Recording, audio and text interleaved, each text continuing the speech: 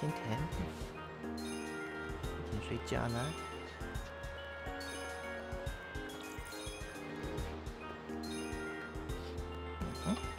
记得哪里睡了？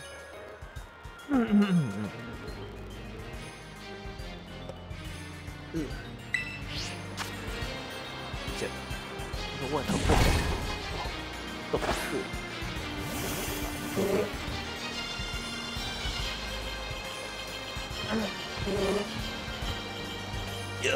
我要先过了，没关系。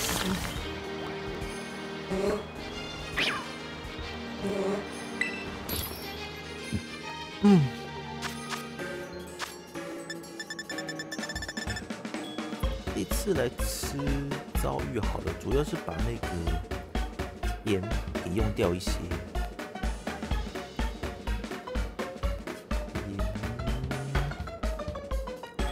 超能力能不能吃甜？能不能吃2个甜？超能力，嘿，可以吃甜甜，太好了，太好了。超能力，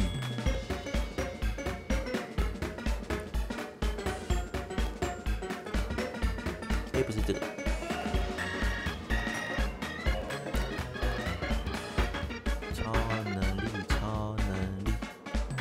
洋葱片 ，OK。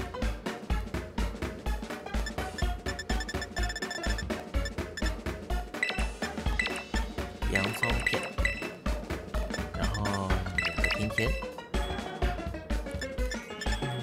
蓝旗卷。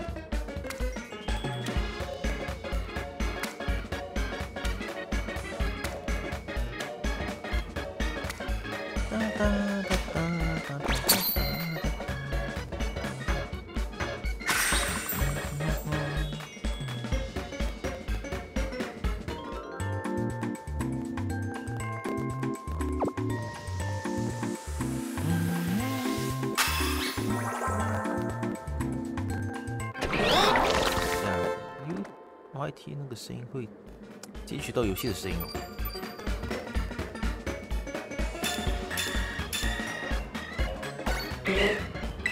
那没有大大也没有小小了。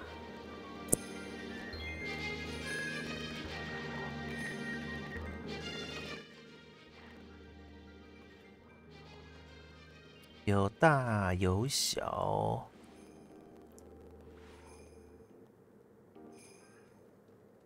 这也许会好看一点。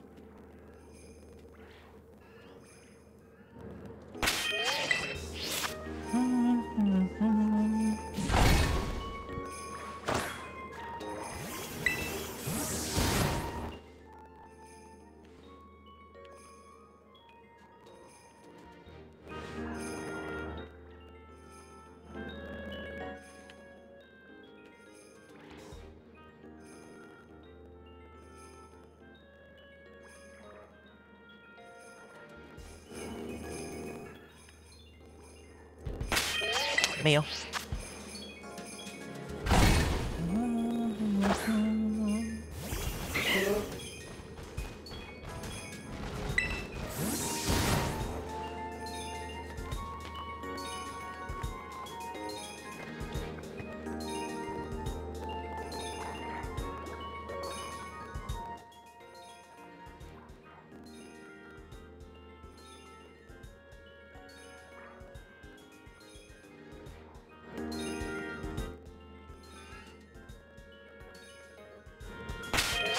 没有。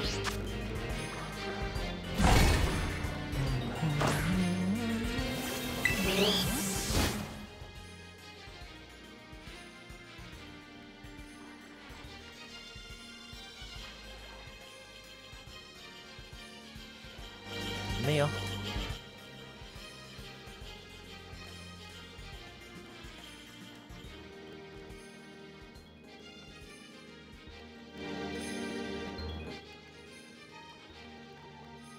目前看起来就是没有。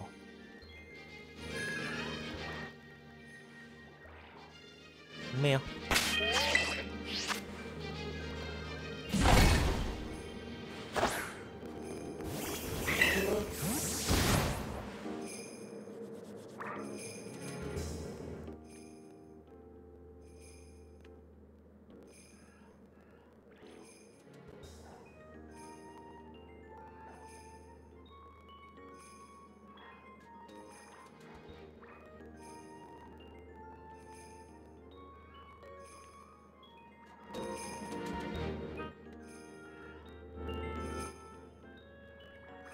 没有。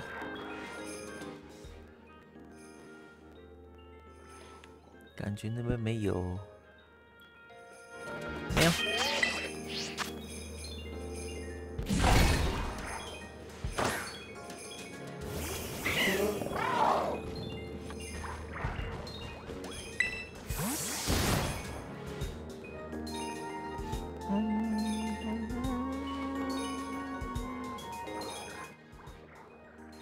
没有。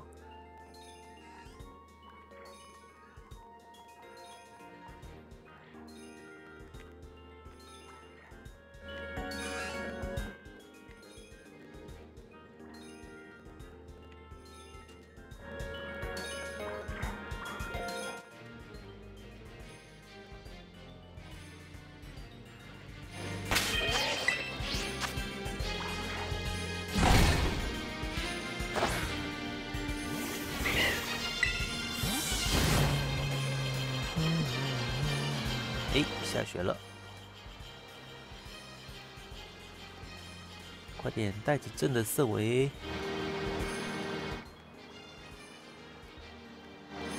出来，怎么那么少？哦，也是这边关系。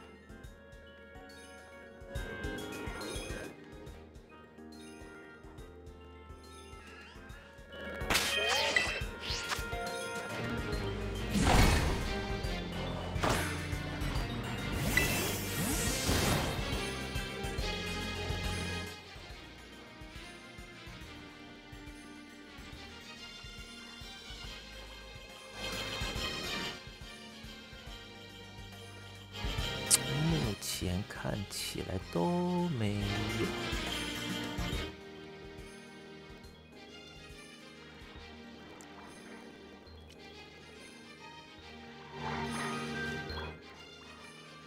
没有。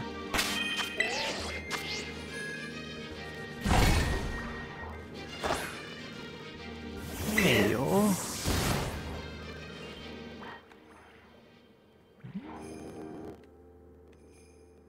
粉红色，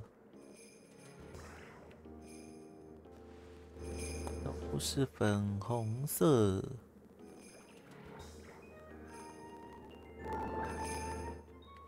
目前看起来都是粉红色。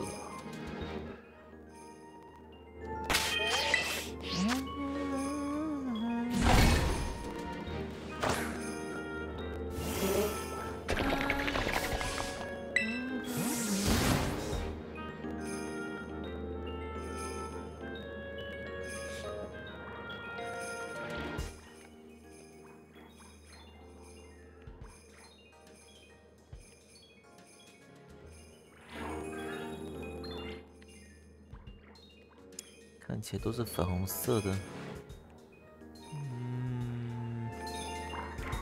没有一个是蓝的。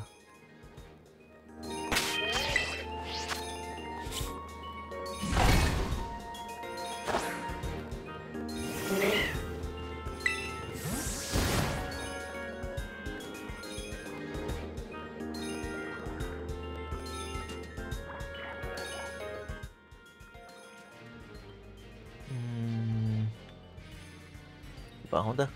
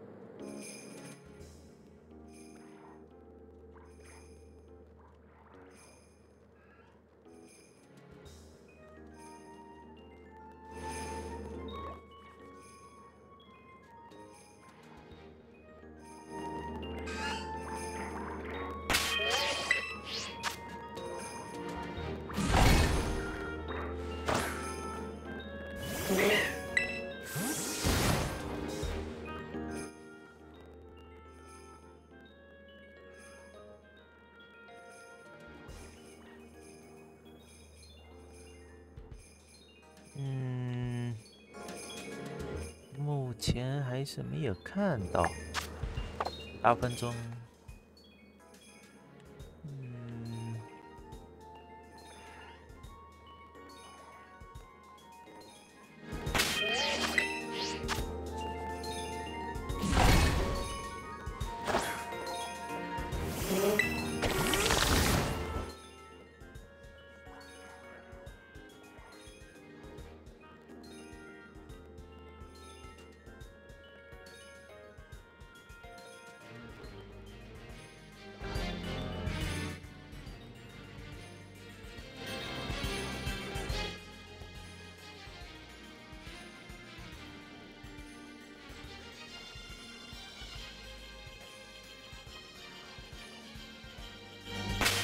没有。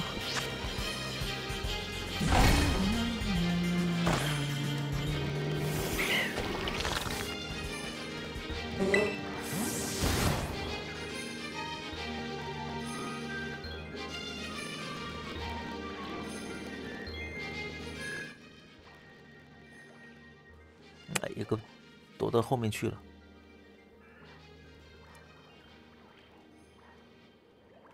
看背鳍的颜色，应该不是。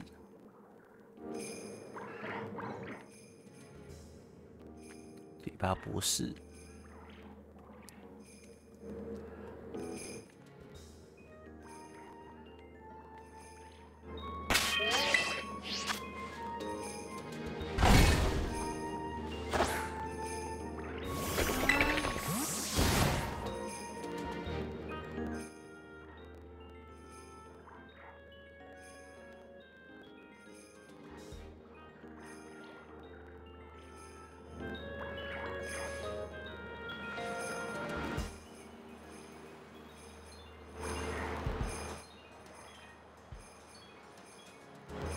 没有。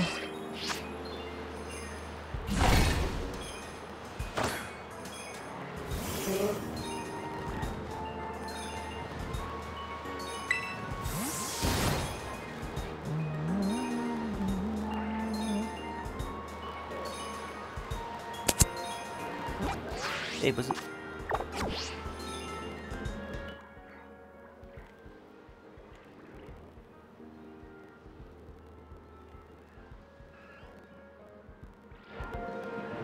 都在背对着我啊！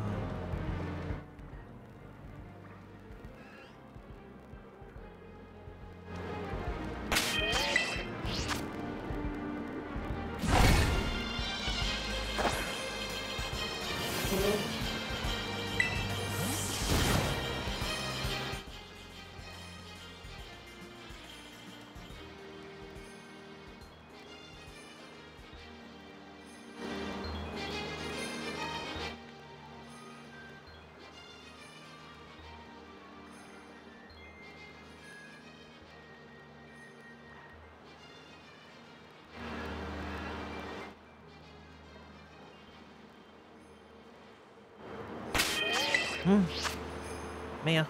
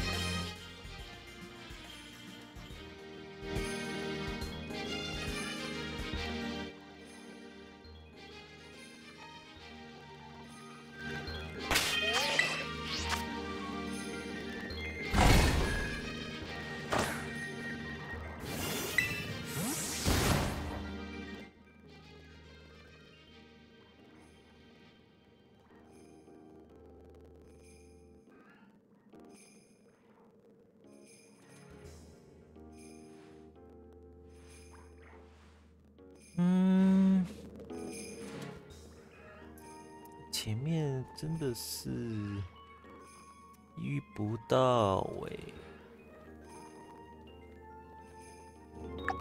不要跟昨天一样，连续2个1/3个色都没有，第3个3/4才出来。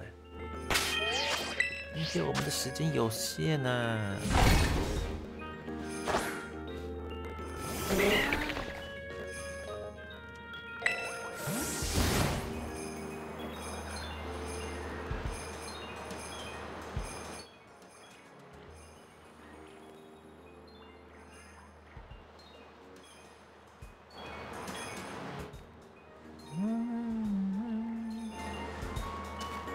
我干嘛？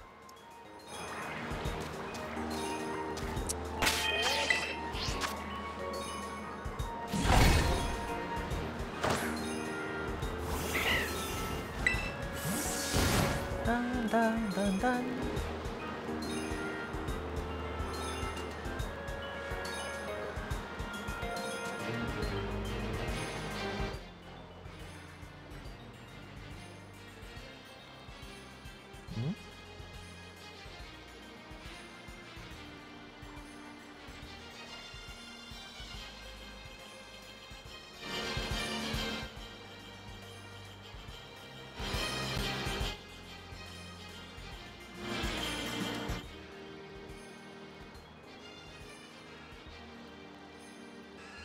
山海安安770，我抓到770，我抓到雪天暴雪太多种，哇，有暴雪的哦，恭喜耶！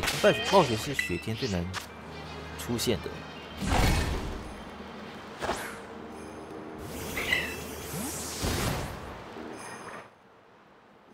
暴雪真的是非常稀有哎。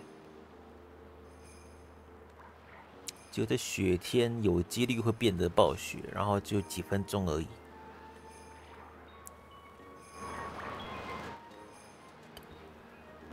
运气不错耶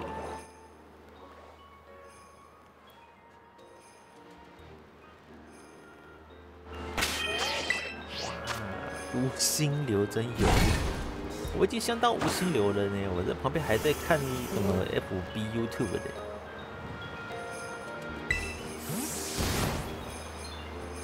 我还看一看，还回复文章了呢。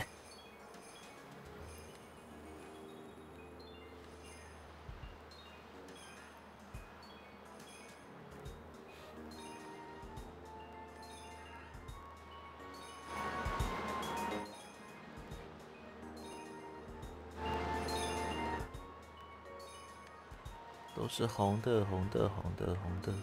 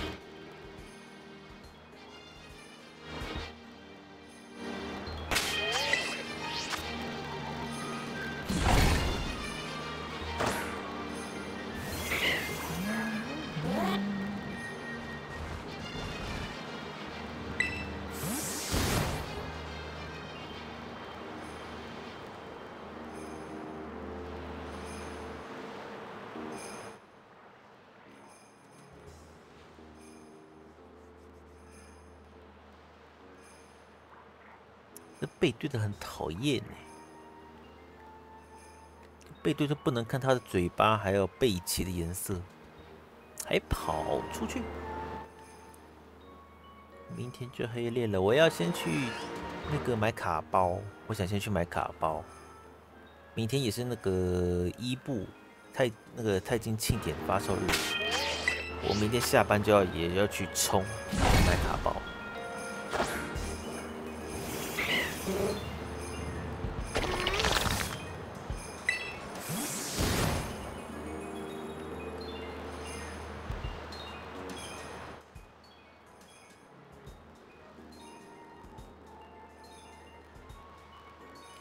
跟着宝可梦省加率，对啊。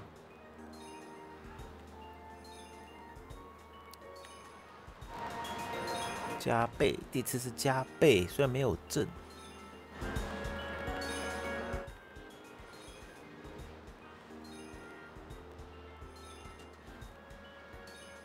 我还在想要刷哪一只好。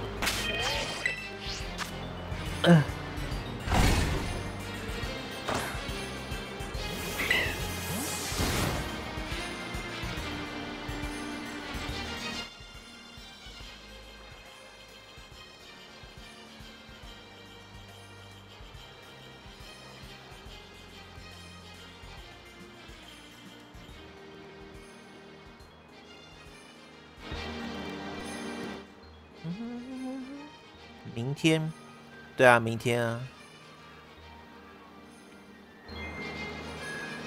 明天就只有增加3的几率，但是没有正。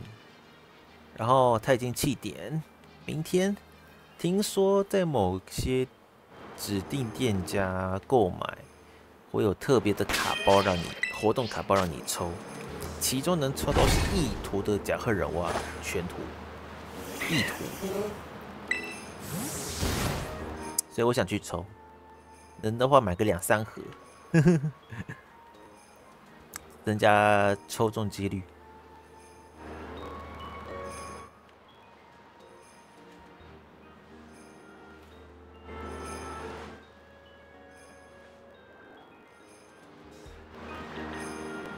双斧战龙色尾很帅，那个蓝色嘛，对不对？我记得蓝色跟绿色。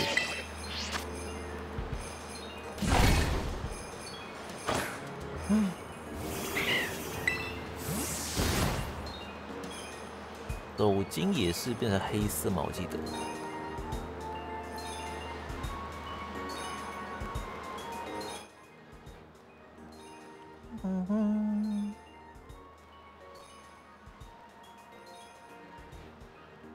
黑蓝色。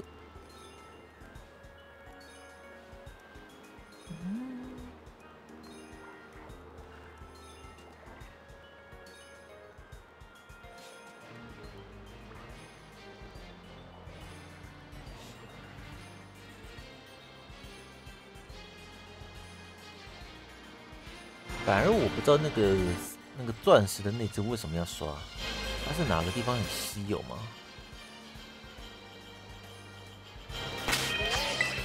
虽然那个钻石的确只会出现在那个洞窟里面、最里面的地方，可以刷物质的感觉。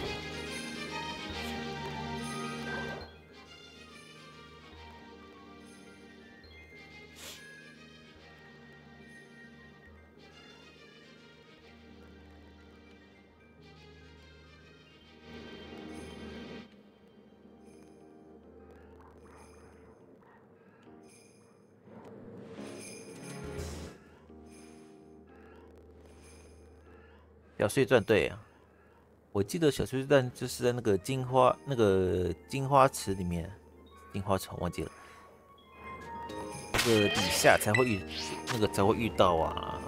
感觉有大量发生之后，小碎钻就可以刷物证。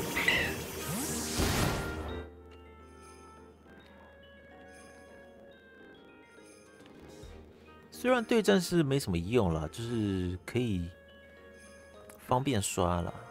刷个特殊的阵之类的。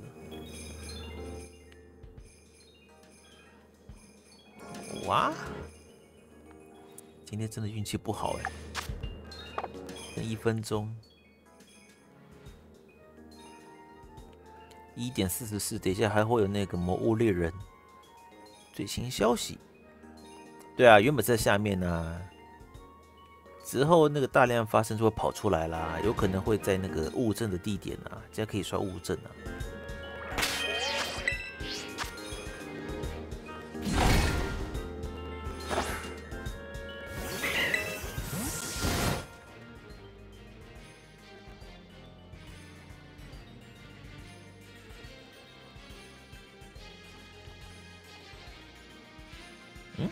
哦，不是。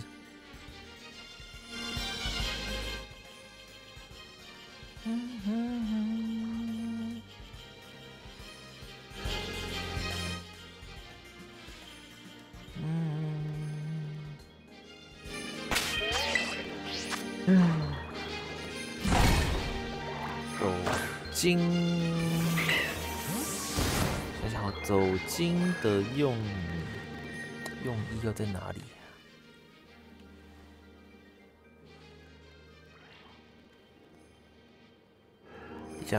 等一下，我想想。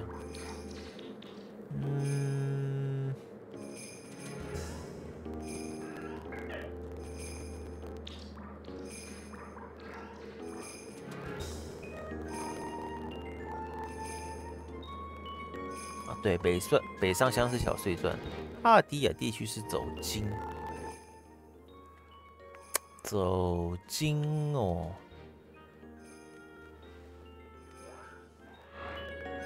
走精，不知道哎，走精为什么要沙漠镇出现在沙漠下的那个走精？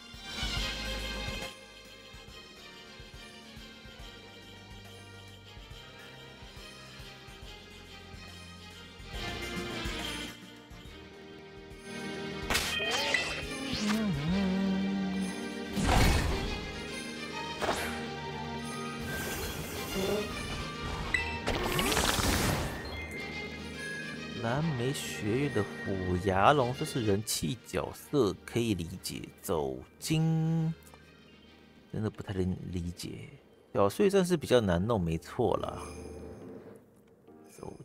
走精算是热门的宝可梦吗？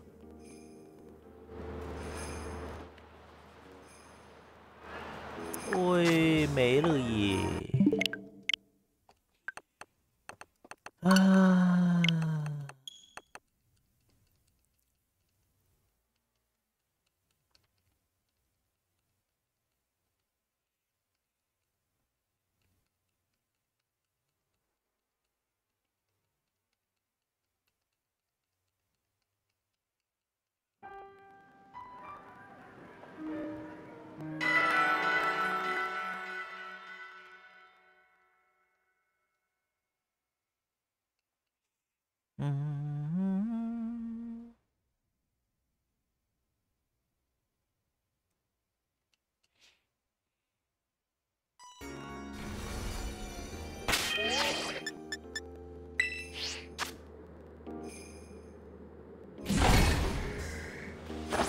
第二个三明治。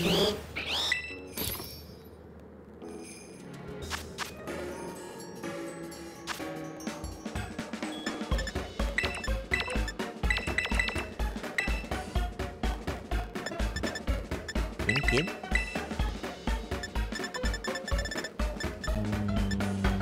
焰火。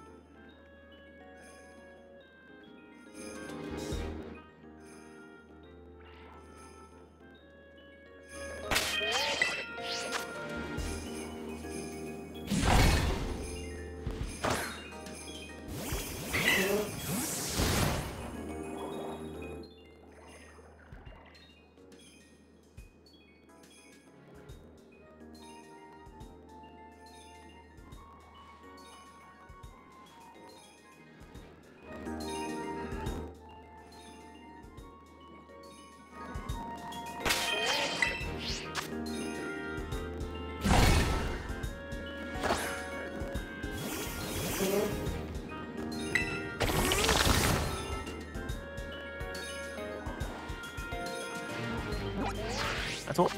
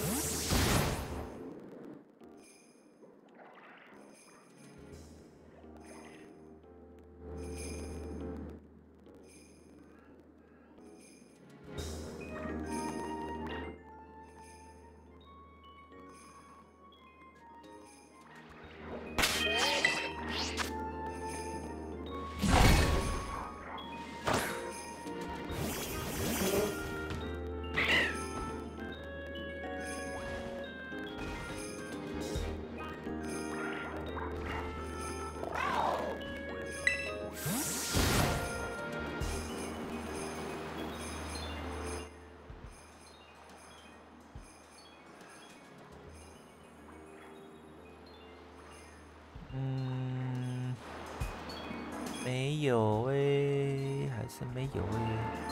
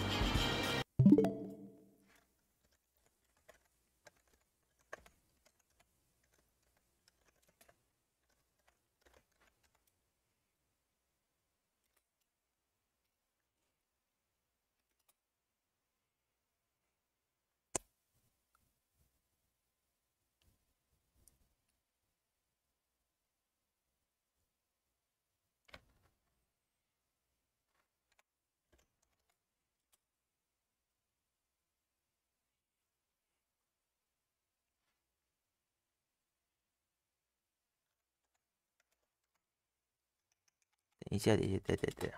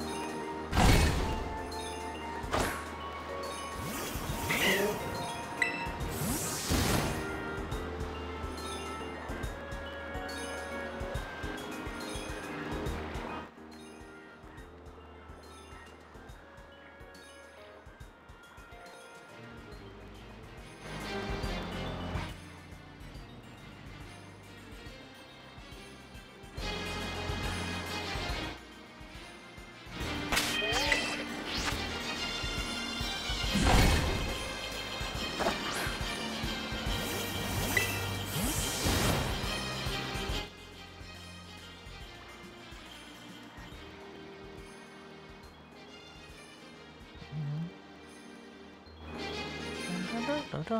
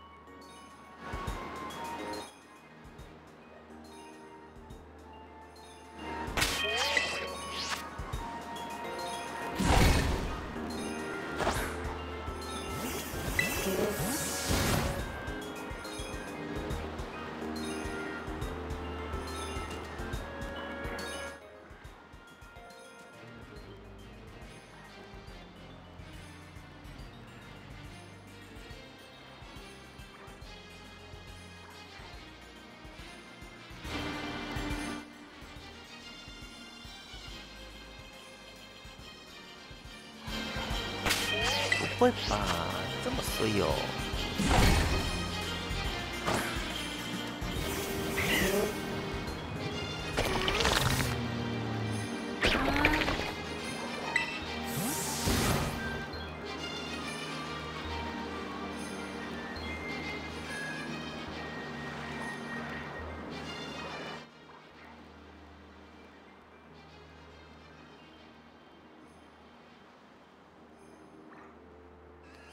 那么衰哦！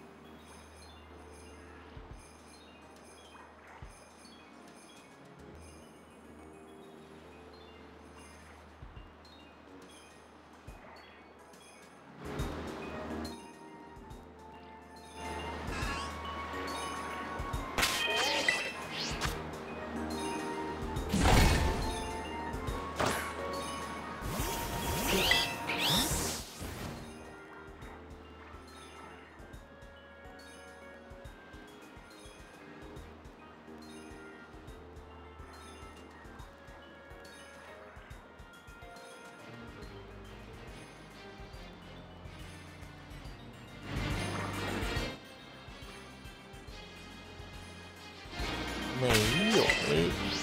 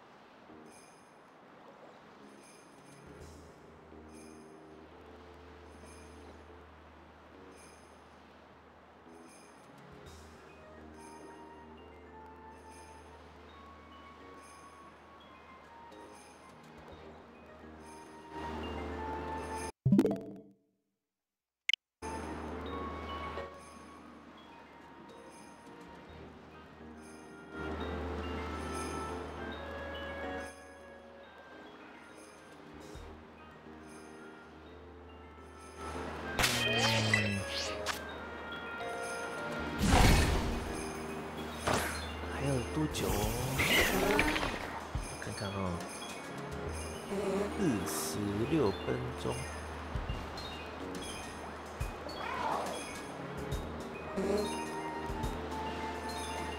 喝口。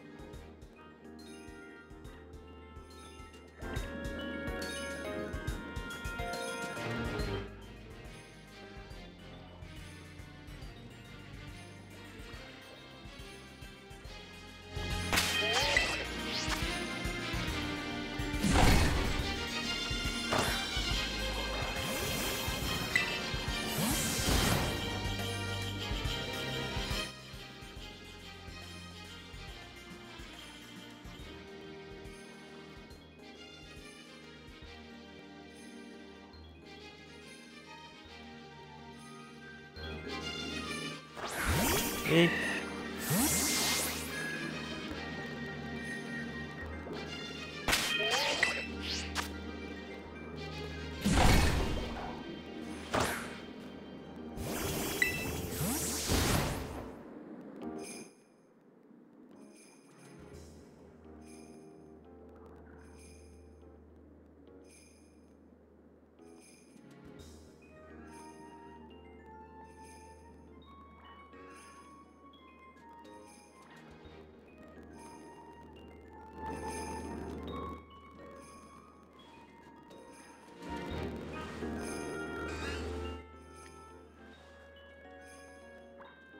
奇怪，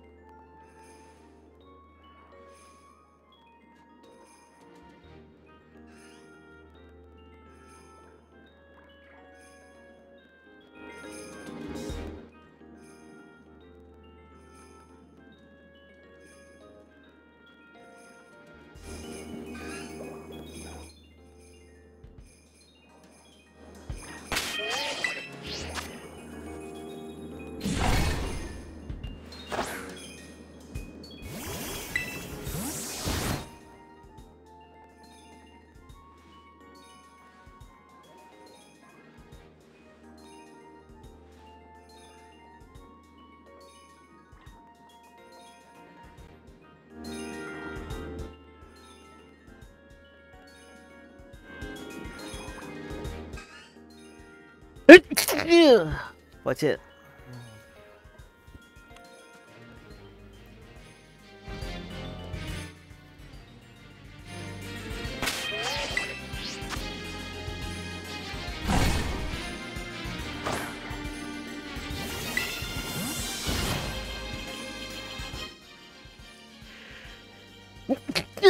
又来。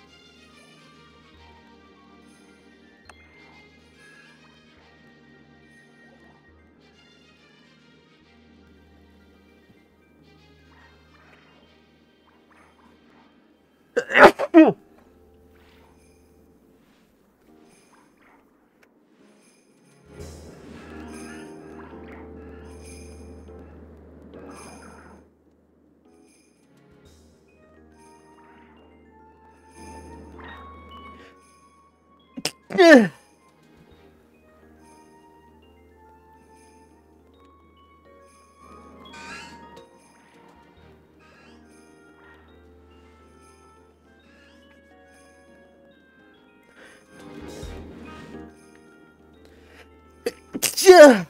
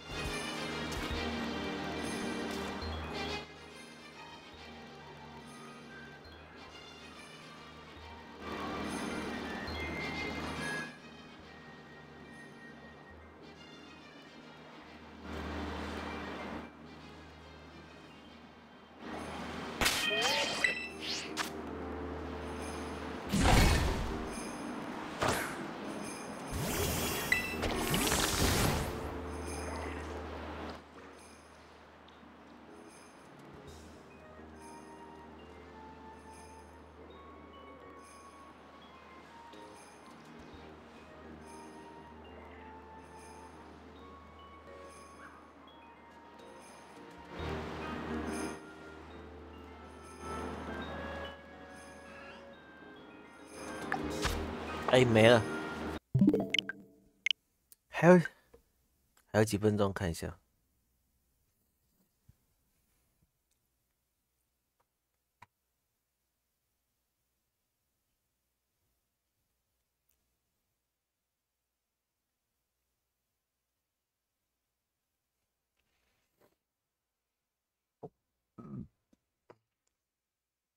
半小时。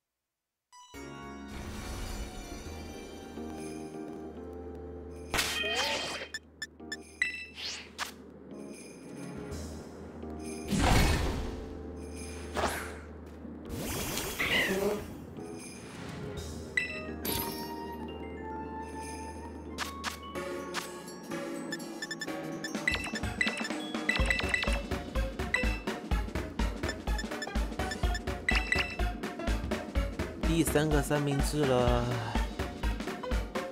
等一下，先弄之前，我想先擤个鼻涕，刚打喷嚏打这么多次。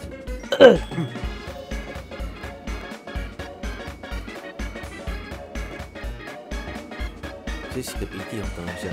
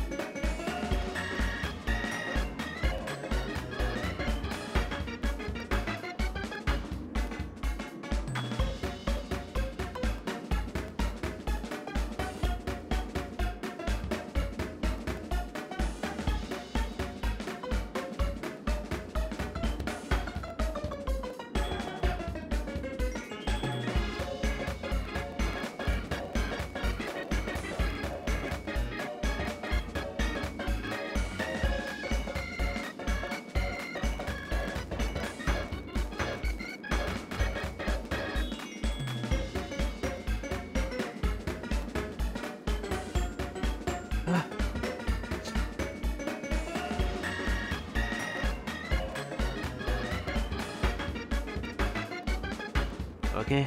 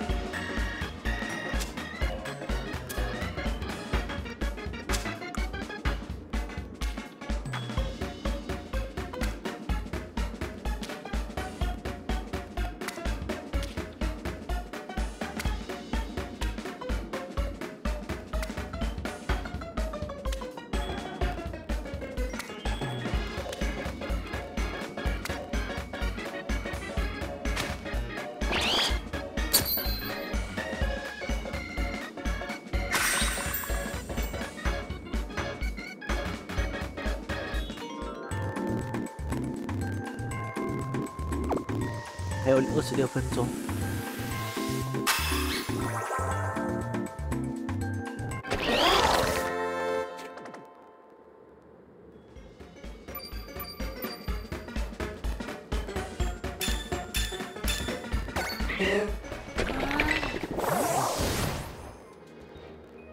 应该是来得及了，他到时候是10点嘛。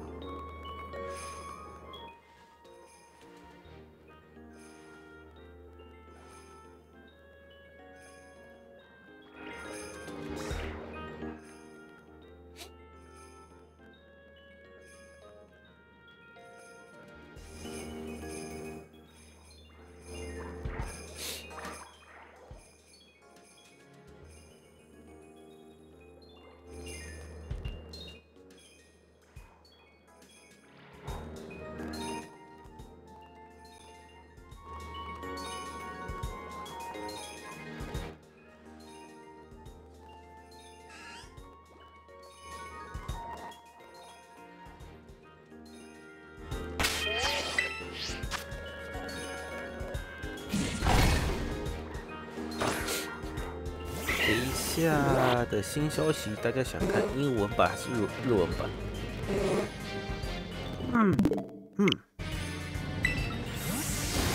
没人回答哦，那就日文好了。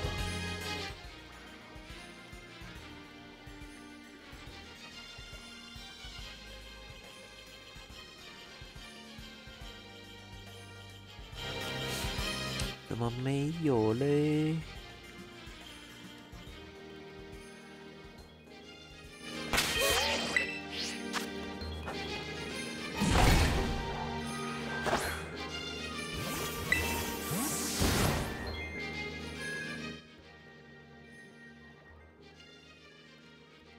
运气有没有这么衰？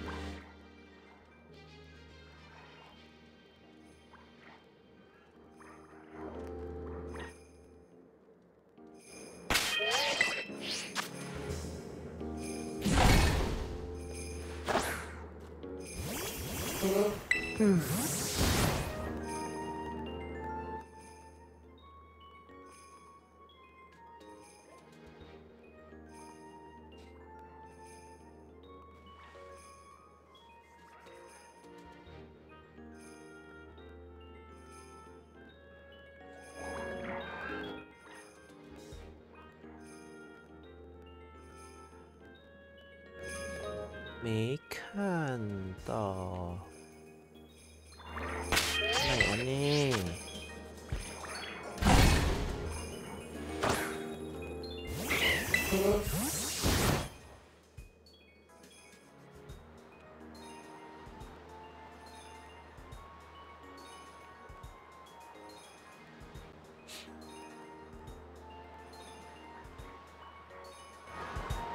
拜托啦！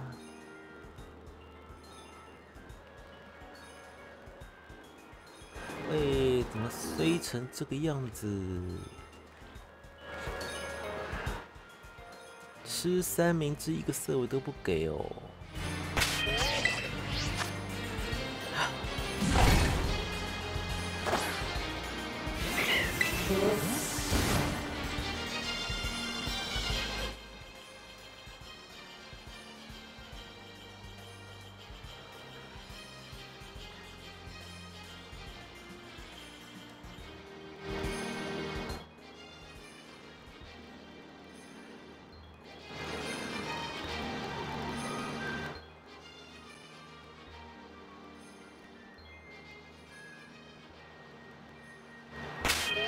有点太夸张了呢，麒麟奇。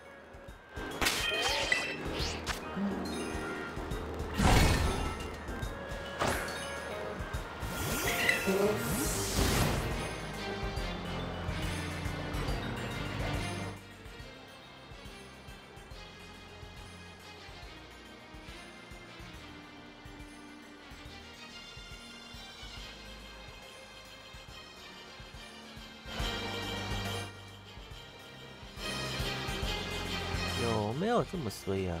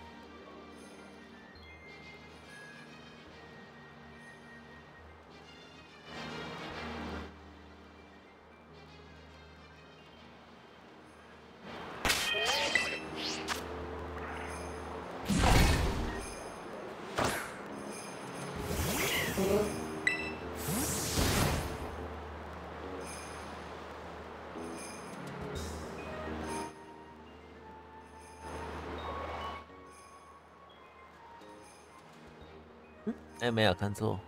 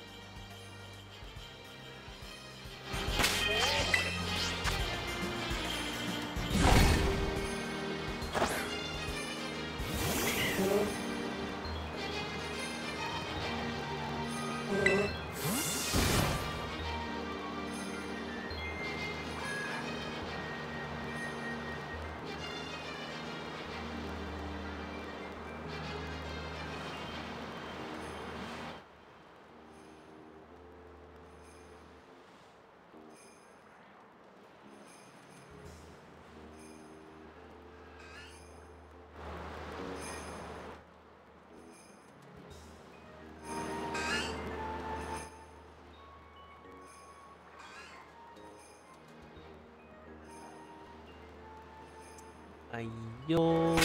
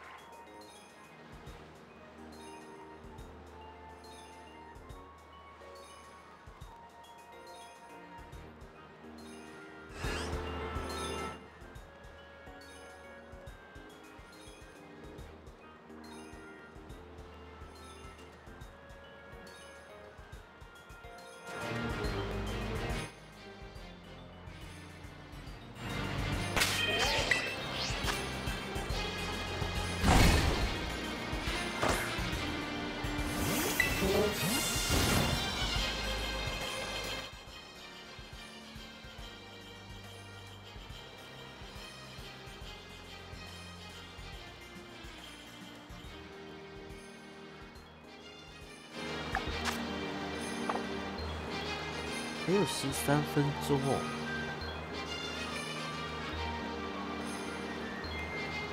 ，9分钟，那还来得及。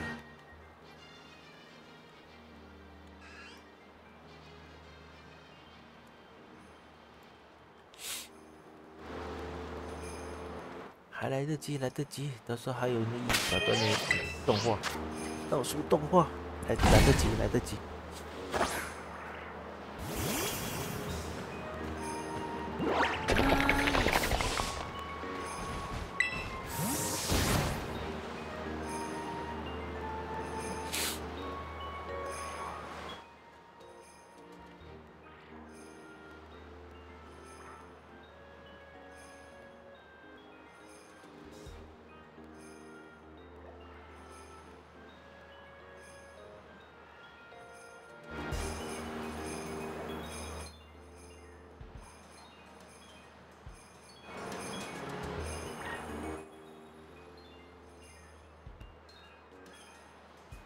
奇怪，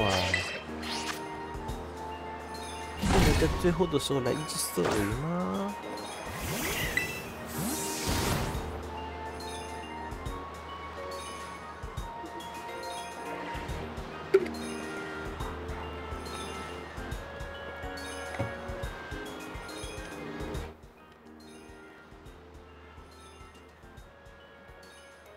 今天最后一天了呢。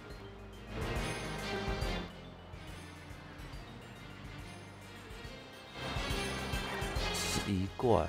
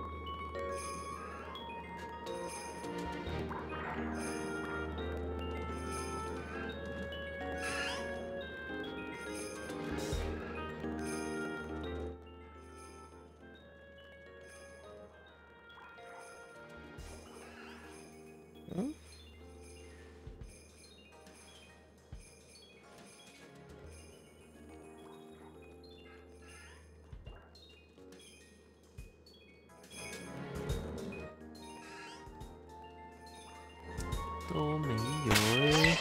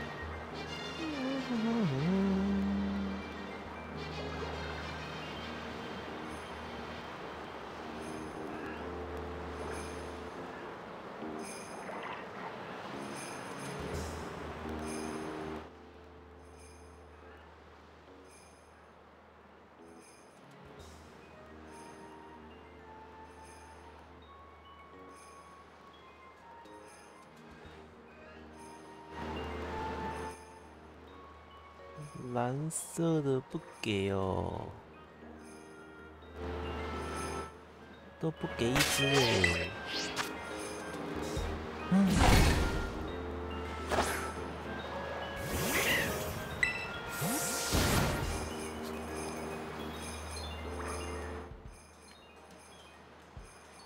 一只都不给耶。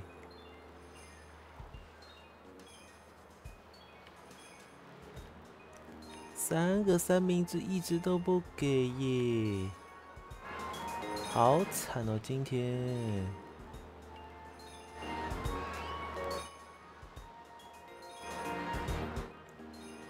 如果是台主眼馋的话，拜托下面留言，几分几秒有色尾，好惨哦！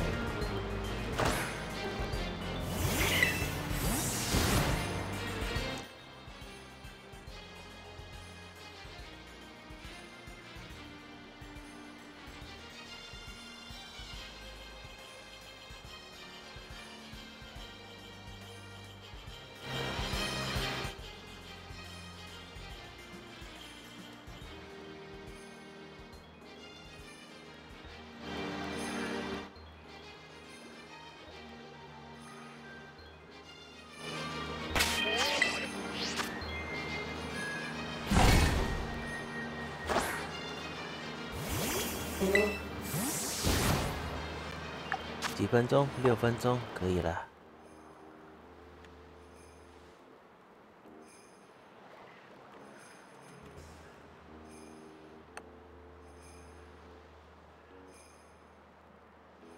哎，总算有一只了。有正。哇，吃了3个三明治，总算来一个有正的了。别跑！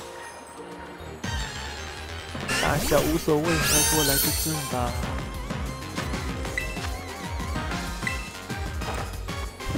我不管了。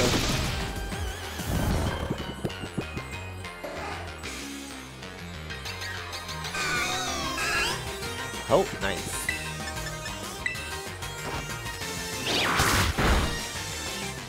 啊，醒过来了。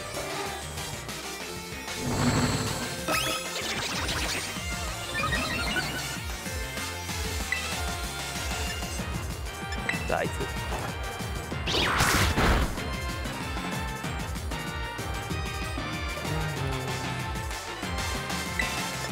然后麻痹吧。哎，没打到。理性哦，给我理性哦。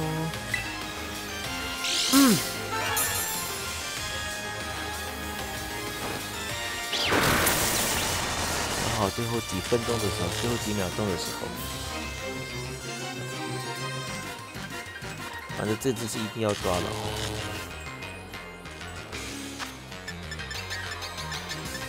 好，就给你了，狩猎球。哎，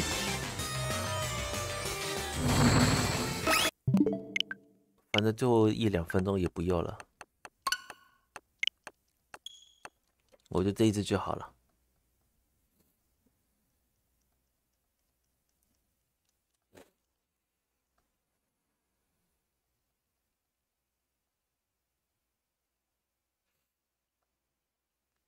还是说我们先丢先机球来确认一下它是什么阵？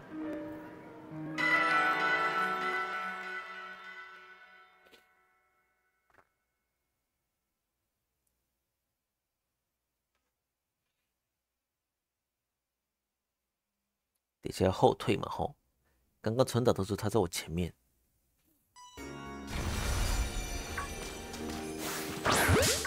有。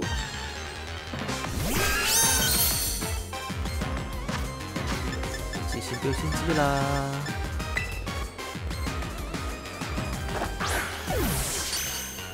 哎，一发入魂。来，你是什么阵？理性，理性，理性，理性。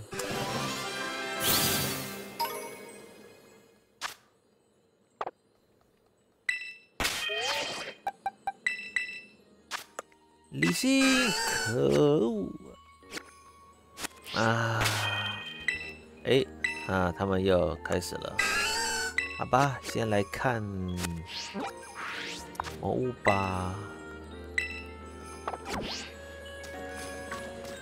没有看错。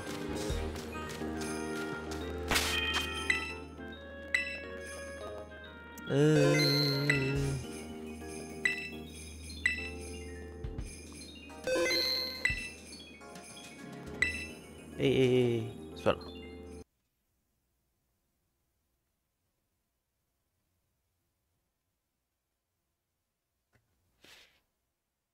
这样有听到吗？这样有听到吗？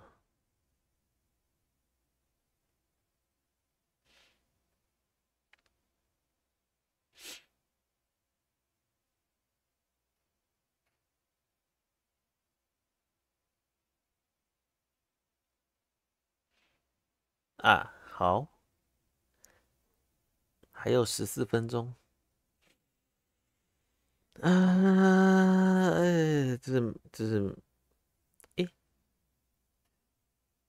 这是美版的，那我们还是看日版的。好，我们还是看日版的。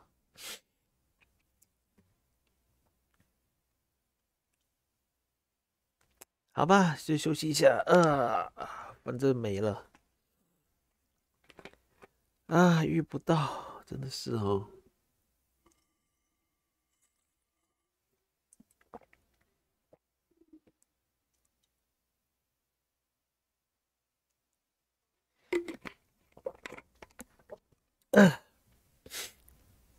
命中注定就是遇不到。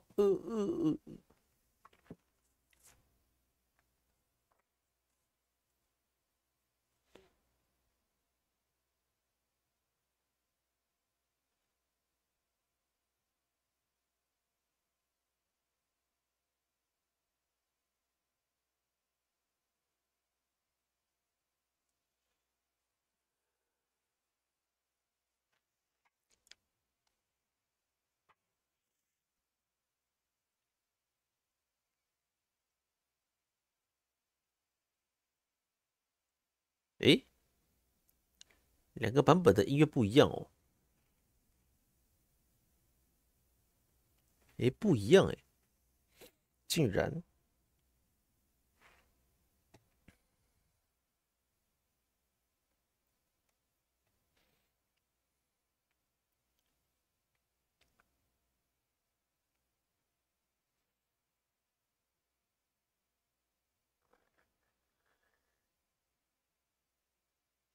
我们就听日版的就好了。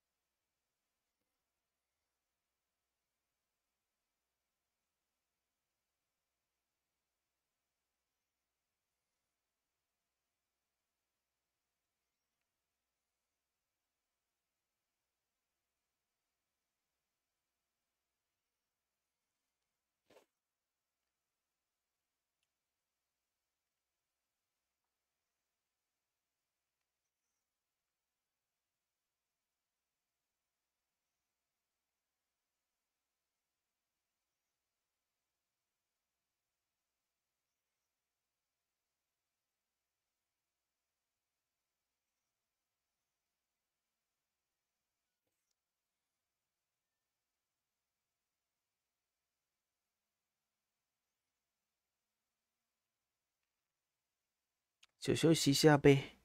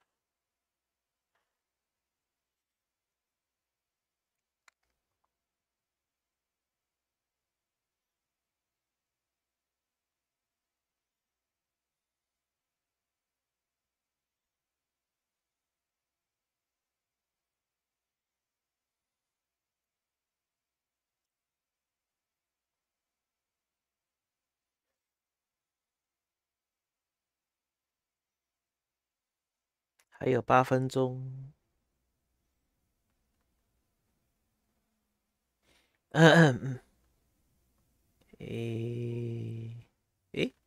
YouTube 好像没声音哦。等一下，应该是这个。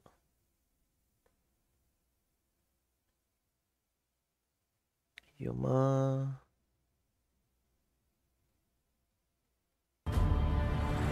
有没有声音？我听听看。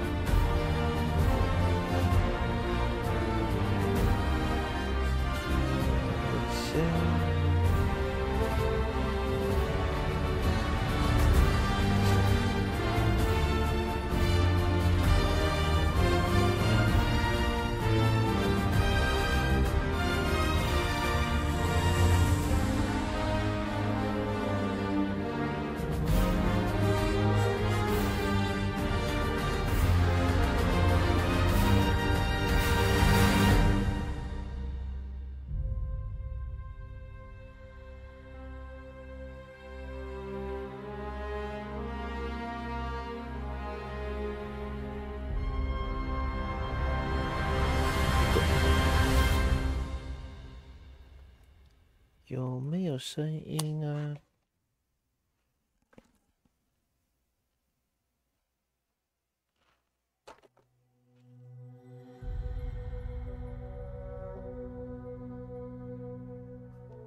有声音，好，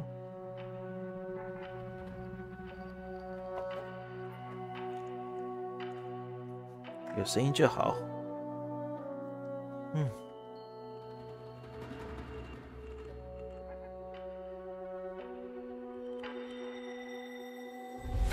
还有6分钟。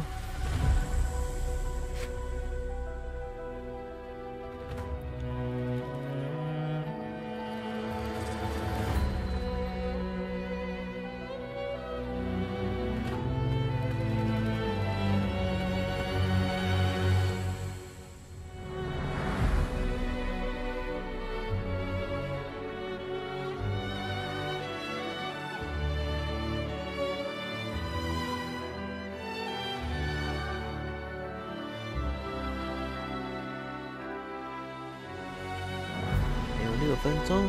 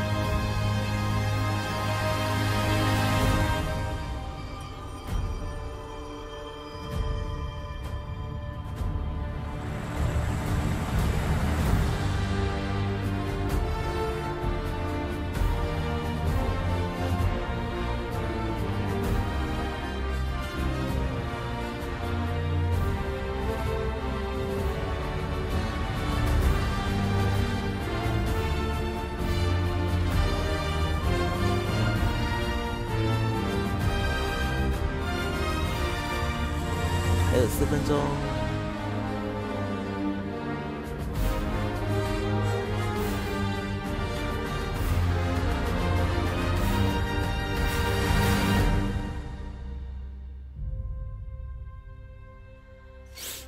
还有3分半。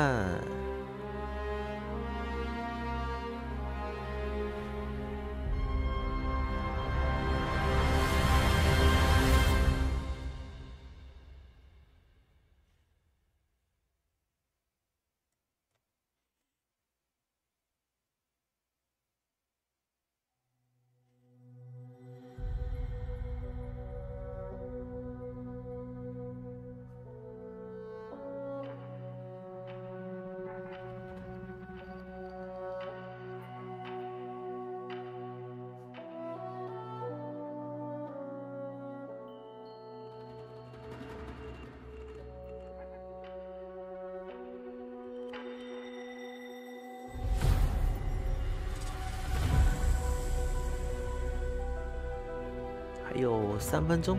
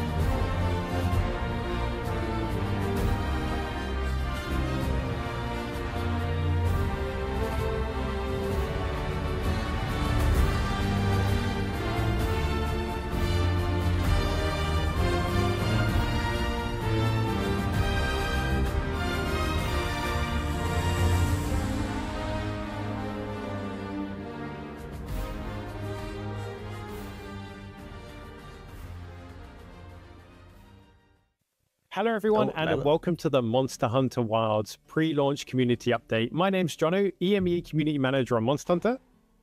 Hey everybody, I'm Joe. I'm the Capcom USA Community Manager on Monster Hunter.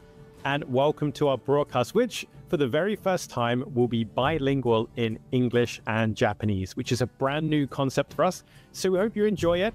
And you'll probably not be surprised to find out why we're having it in English and Japanese, because as you can see, we have two very special guests with us. We have Monster Hunter Wilds director Yuya Tokuda, as well as Patrick from Capcom Europe, who will be translating for us.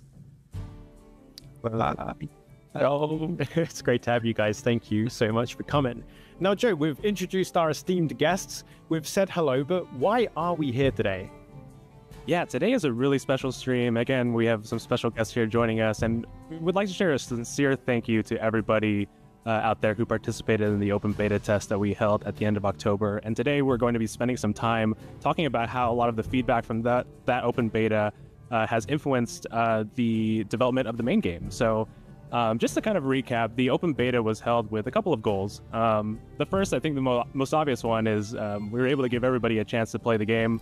It's a new hunting experience, new game, and it was great seeing everybody's responses. But the second part of that was really to test the different technology that's in the game, things like network load and game operation. So it was really great to see everybody's feedback and responses, but the team has really been working on the full game separately and making a lot of improvements and adjustments.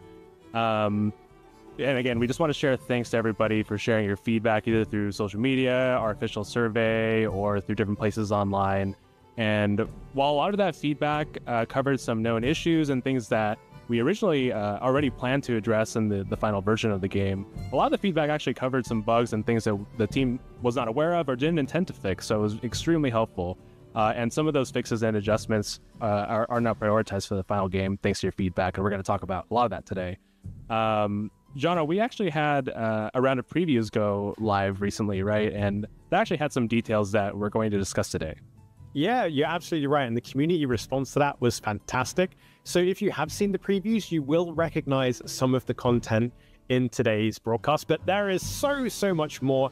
And on top of that as well, this stream is an opportunity for the development team to speak directly to you, to introduce even more and clarify what you may have seen in the previews as well. But please do keep in mind that this isn't fully comprehensive. There's even more adjustments to the final game beyond what you will see here today.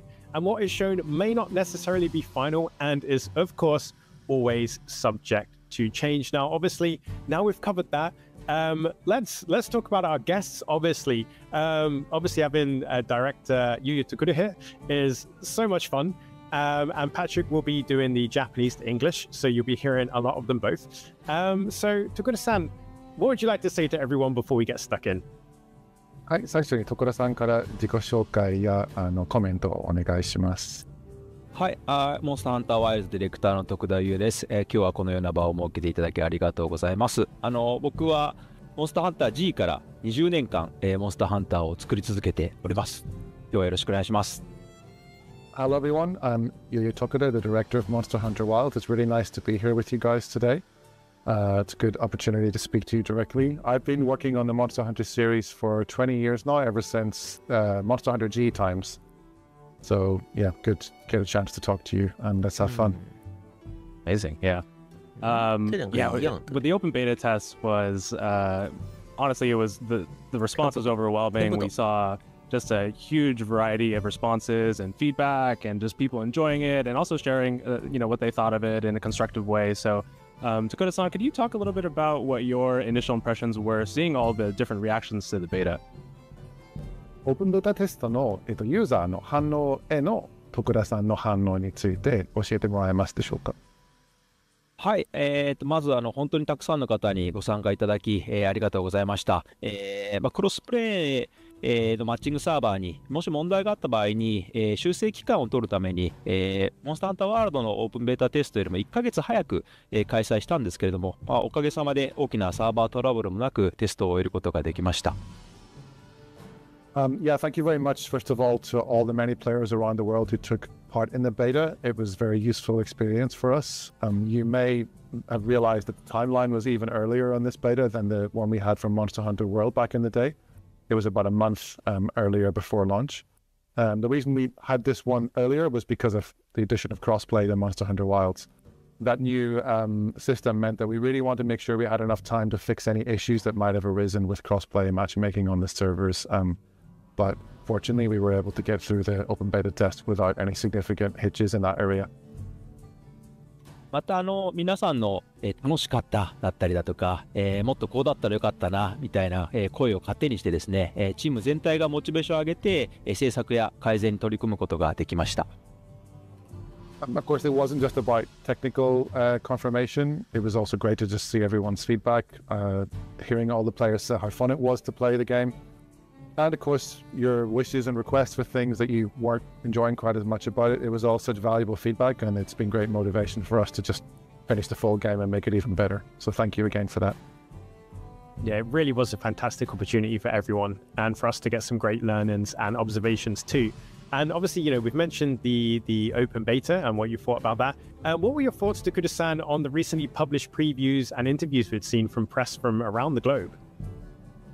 はい、先日メディアのプレビューも公開されていると思うんですけど、徳田さんは確認されてますか？いかがでしたでしょうか？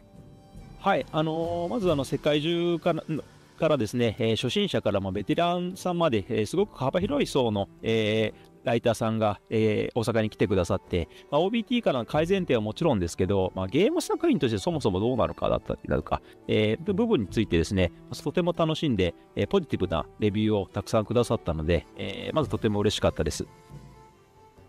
Yeah, that was a really great experience. We had journalists from all over the world come and join us in Osaka, and it was a real range of people in terms of Monster Hunter play experience. Some of them were veteran hunters like yourselves, some of them were more on the beginner side, and getting to see their positive preview impressions was really exciting for me, because not just in terms of getting the news out there about improvements that have been made since the open beta test in the version they played, but their take on the game as a whole. That was something that was really fun for me to see, especially because it was very positive. もうこれだけできてるんだったらもう大阪から帰りたくないみたいなことを言うメディアの方もいらっしゃいました。興味ある方はぜひ記事とか動画とかもチェックしてみてください。Some of them were having so much fun and they said the game felt so finished already. They just didn't want to leave Osaka. They wanted to stay there and keep playing it for a long time. But unfortunately, we had to release them from the office. But yeah, if anyone hasn't checked out those preview impressions already, I'd encourage you to take a look, because they were really great to see. はい、ではそれではここからはジョーとジョノから、説明があった通り、製品版で調整される内容と、OBT から変更される内容について、ユーザーの皆様にお知らせしたいと思います。So yeah, as you guys, Joe and Jono, both mentioned earlier, today is a chance for me to talk directly to the community about some adjustments that me and the team are making to the game based on all the valuable feedback we got from you players about the open beta test. All right, well, let's go ahead and get into it. I think we have a lot to cover today. So let's start with our first topic. Our first topic is performance. So during the open beta test, which was actually running on an earlier version of the game that's different from the internal version that the team is working on, we actually mentioned that the final release will have improved performance over the open beta test. So Takura-san, could you walk us through how the team is improving performance for the full version? はい、最初に製品版で目標にしているパフォーマンスについて教えてもらえると思いますのでお願いします。はい、まず実物を見ていただくのが一番分かりやすいと思いますので、まだ最終バージョンではないんですけれども、プレイステーション5でフレームレート優先モードでのプレイ映像をお持ちしたので、ご覧ください。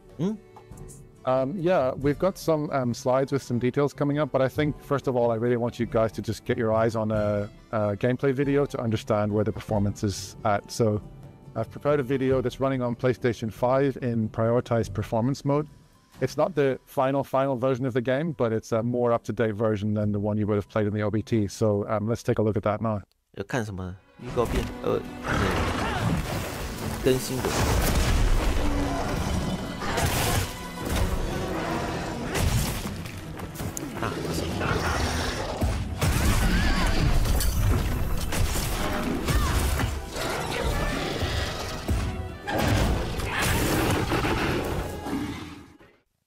はい、このように、OBT の時よりも綺麗なグラフィックで、60フレーム近くでプレイできる状態になっています。Yeah, hopefully that gave you an impression of how much better the game is looking already since the OBT. It's running at almost the target of 60 frames per second, so it's looking great, I think. はい、改めまして目標としているスペックですけれども、PS5 の解像度優先モードでは、4K30fps で安定してプレイできることをターゲットにしています。So as per the slide we have here, just to talk you through the target numbers that we have. On the PlayStation 5 in the prioritized graphics mode, we're running a rendered output of 4K with a targeted frame rate of 30 frames a second. フレームレート優先モードではレンダリング解像度は異なりますが、60fps で、遊べるようにターゲットしています。And for prioritized frame rate, that brings the rendering resolution down as you can see, but then the target frame rate gets to 60 frames a second. OBT では目標のフレームレートに出ていなかった上にですね、フレームレート優先モードでは描画の不具合がありまして、髪の毛とか、羽毛のような表示の時に、ジャギーのようなものが発生するようになってまして、ちょっと綺麗じゃない状態になっておりました。先ほどご覧いただきましたように製品版の方ではフレームレート含めて改善していますので、ご安心ください。So the target frame rate that we have here was not being achieved in the OBT build. To be honest, it was an earlier version that wasn't quite as optimized. And there were also some rendering issues with the graphics when using frame priority mode, the prioritized frame rate. A lot of players reported seeing jagged edges on elements such as hair and feathers, the more fine details. As you will have hopefully got an impression of in the video we just showed, this has been greatly improved in the full version, and the frame rate is also hitting close to that target of 60 frames a second. はい、あと、PlayStation 5 Pro エンハンスド対応については、製品版発売時の day.1 パッチにて、対応を予定しています。PlayStation 5 Pro でのゲームプレイは、グラフィック表現がより強化、を予定しておりまして、詳細については今後の情報をお待ちください。Also, just one thing to confirm is that PlayStation 5 Pro enhanced support is incoming, and it'll be ready with the day 1 patch on release day of the title next year. That's going to enhance the graphics for PlayStation 5 Pro users, so please stay tuned for more details on that as we get closer to launch. はい、Xbox シリーズ X と、シリーズ S につきましても、PlayStation 5版と同様な、パフォーマンス向上に取り組んでいます。Moving on then to Xbox, you can see here that on the Xbox Series X and Series S, we're aiming at similar improvements over the OBT compared to what I just described for the PlayStation 5 as per the slide. 新版でもご利用の環境設定によって変動はありますけれども、パフォーマンスの向上について、同様に取り組んでおりまして、OBT と同じスペックの機材であっても着実にフレームレートなど、向上しています。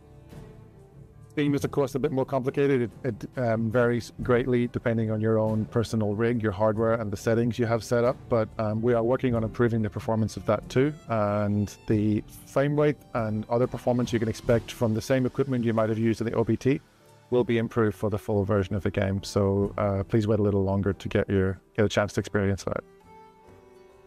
これは本当におとつい聞いた最新の情報なんですけれども、推奨スペックとしてご案内しているグラフィックボードについてももう少し下げられる、可能性が、出てきております。正確な情報が、固まり次第公式サイトなどで、アナウンスさせていただきます。This is actually something that I've literally just confirmed with the team yesterday or the day before, so it's very hot off the press news, but we're looking at hopefully lowering the level of the minimum recommended graphics board specs to allow more players with that level of hardware to play the game. The final details are still being worked on, so I can't share more today, but again, stay tuned to our official channels on our website, and we'll hopefully get more details about that out soon.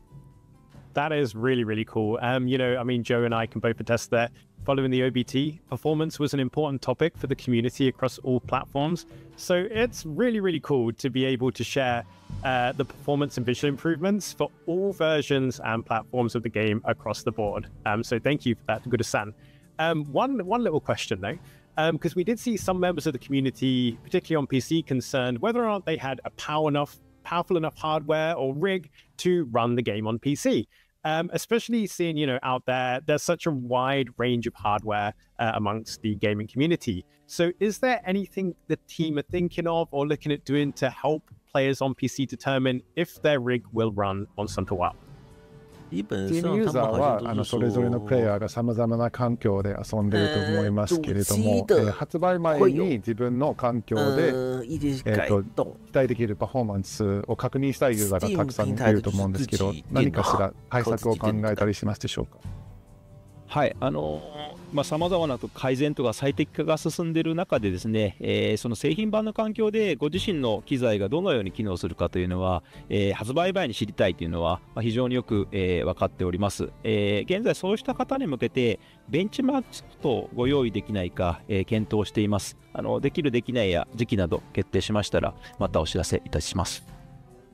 Yeah, I totally understand the PC players on Steam really want to know before launch if their rig is going to be giving them the performance that they want.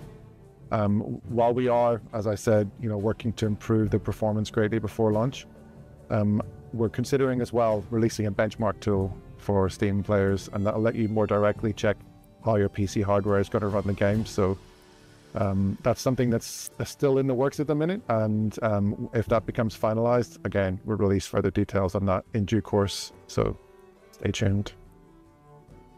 All right, yeah, so we'll await any further details on a potential benchmark tool, and overall those were some really great updates on performance. But let's go ahead and transition to some of the gameplay specific adjustments to either weapon actions and the overall hunting experience. And I think both Jono and I know that one of the biggest topics and concerns from the community were changes to hit stop and the overall impact of weapons. And this was really something that we saw quite a bit of feedback on, looking for a little bit more punch to the different weapons. In our recent round of previews, we actually did confirm that there were some improvements made to this area. So Takuda-san, can you detail what these tweaks are? はい、パフォーマンスに続けて武器の調整についてですけれども、多くのユーザーから、もう少しパンチが欲しい、手応えを感じたいっていうフィードバックが寄せられていると思うんですけど、これに対してチームの方で予定している調整などについて教えてもらえますでしょうか。はい、オープンベータテストでは、いわゆるヒットストップや、サウンドエフェクトが過去作に比べて弱いというご意見いただいております。これらについて OBT では一部対応が漏れていたものもあったんですけど、製品版では、多くの武器種類、特に大技とか決め技を中心に、攻撃の手応えをより感じていただけるような調整をしております。Yeah, this is, what people refer to as hit stop. It's something that we were aware of with the OBT build. There were certain things we'd already taken care of, actually, and certain things that hadn't yet been done. So when it comes to making those weapons feel more weighty and impactful in terms of hit stop and sound effects, we are planning to make further adjustments in the full version of the game in that area. 一つの例として、調整後の体験の新ため切りの動画をお持ちしましたのでご覧ください。I've got a video here that we can show in a second, which shows you the true charged slash of the greatsword, and that's how it looks after these adjustments have been made to make these big moves and finishers feel more meaty. So let's show the video, please, and see how that looks.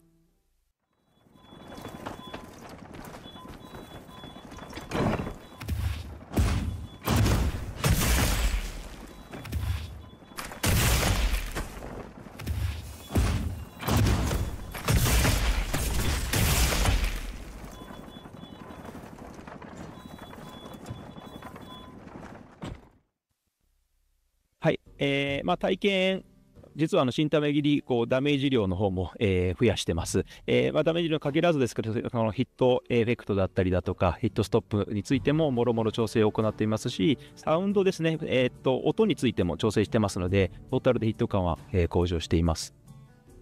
So that move that we just saw, the true charge slash, has also actually had its damage output increased, but even for moves where I haven't changed the damage output, I've heard you guys on things like hit stop, on sound effects, how the moves feel to actually use. So those kind of adjustments are being made, not just on the greatsword. I use it as an example here because it's kind of easy to understand, but across the board on all weapon types.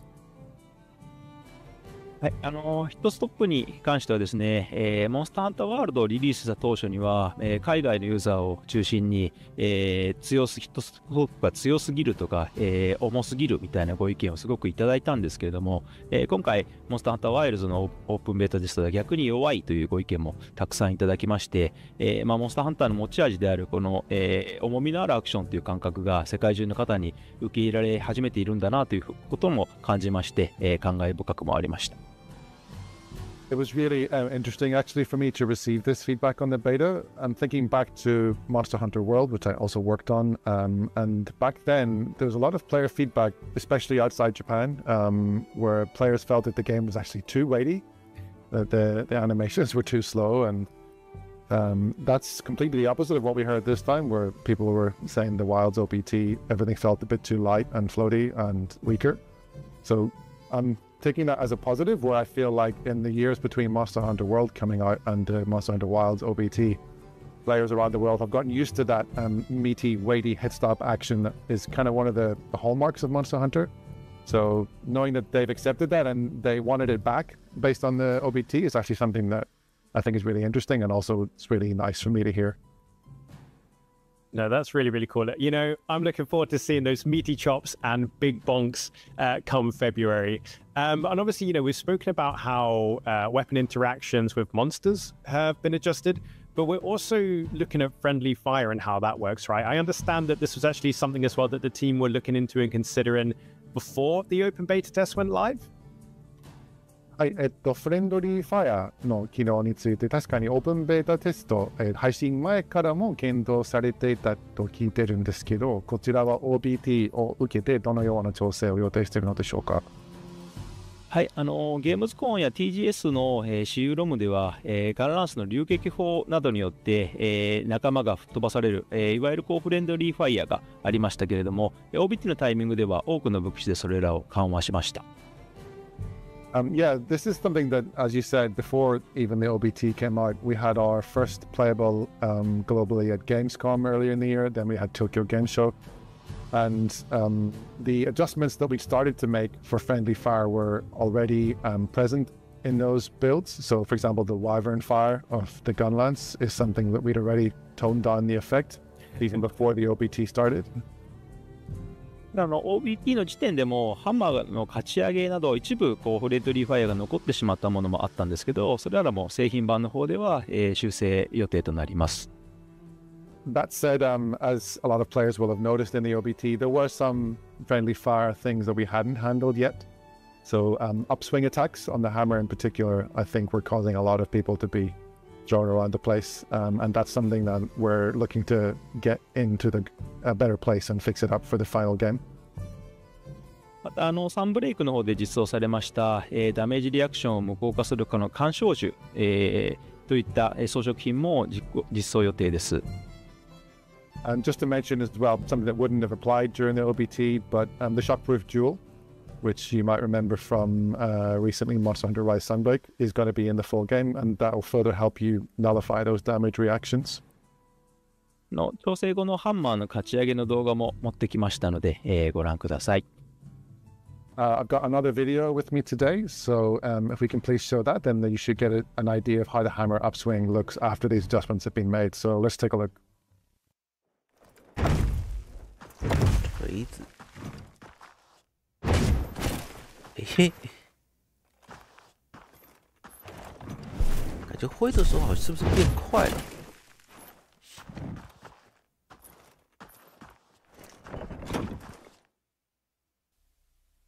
Yeah, the example is really great at kind of showing side by side the changes that have been made there. So, you know, I think, you know, with friendly fire, this is one of those changes where, you know, there's a lot of different players that a lot of different types of players that it may impact. So, Takuda-san, can you talk a little bit more about the intention behind making this change? フレンドリーファイアですとプレイヤーの意見も分かれる仕様だと思うんですけど、徳田さんの今回変更を入れた意図についてもう少し詳しく教えてもらえますでしょうか。はい、フレンドリーファイアの軽減は残念なに思っている方もいるトピックだと、こちらも認識しています。今回ですね、ガンランスの流撃砲の範囲を結構思い切って広げたんですけど、この範囲で、ぶっ飛ばしを残してしまうと、マルチプレイですごく大きな、支障になってしまいます。Yeah, I know what you mean because friendly fire is one of those features I think some players enjoy.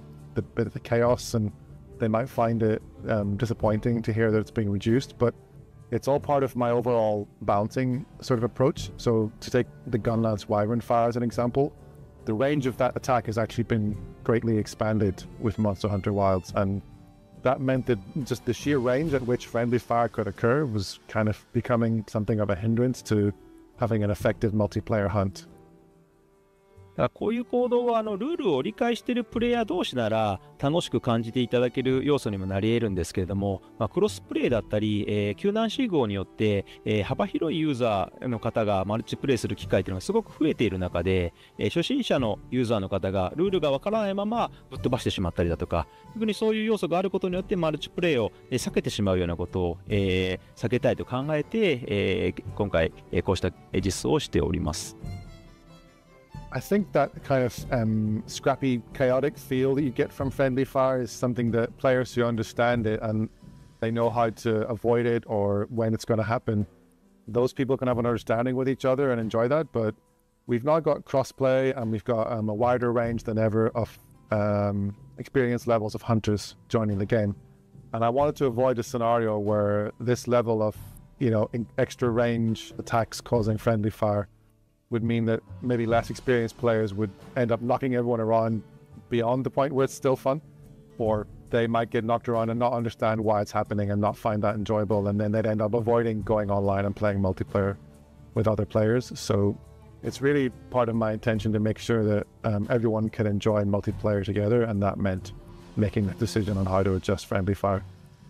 Yeah, that makes sense. I mean, it's making it more approachable for new players and less frustrating for experienced players who are playing alongside these new players joining the community. And kind of moving on from that as well, something that actually Joe and I encountered ourselves and what we saw within the community and content creators was that during the open beta test, they felt that monsters move locations way more often than they expected. Was this intentional? ジョノとジョーもご自身で遊んだ時に気づいた仕様なんですけれども、モンスターが割と頻繁にエリア移動する仕様になってたと思うんですけど、コミュニティのフィードバックもたくさんある仕様だったと思いますので、こちらについてはどれだけ意図的なものだったでしょうか。はい、OBT ではですね、そのプログラム的な不具合とですね、調整不足の両方が重なりまして、モンスターのエリア移動が、頻繁に発生していました。Yeah, the actual truth is that there was a bit of a bug or glitch in the open beta test build, which meant that monsters were moving between areas more frequently than we intended. So the behavior you guys noticed in the open beta test build isn't something that was finally fully adjusted to where we wanted it to be. 製品版では、モンスターハンターワールドに近いような移動頻度になるように調整を入れています。So yeah, we worked on that since the open beta test build was created, and the final version should be more close in feeling to Monster Hunter World in terms of how often you feel the monsters are moving around. Got it. Yeah. So even though that the amount of frequency that a monster might move locations has been toned down a little bit, sometimes a monster moving locations significantly is kind of like a way of expressing its personality. So are there still some situations where a monster might move significantly? これでも製品版ではエリア間の移動をする場合があると理解していいんですね。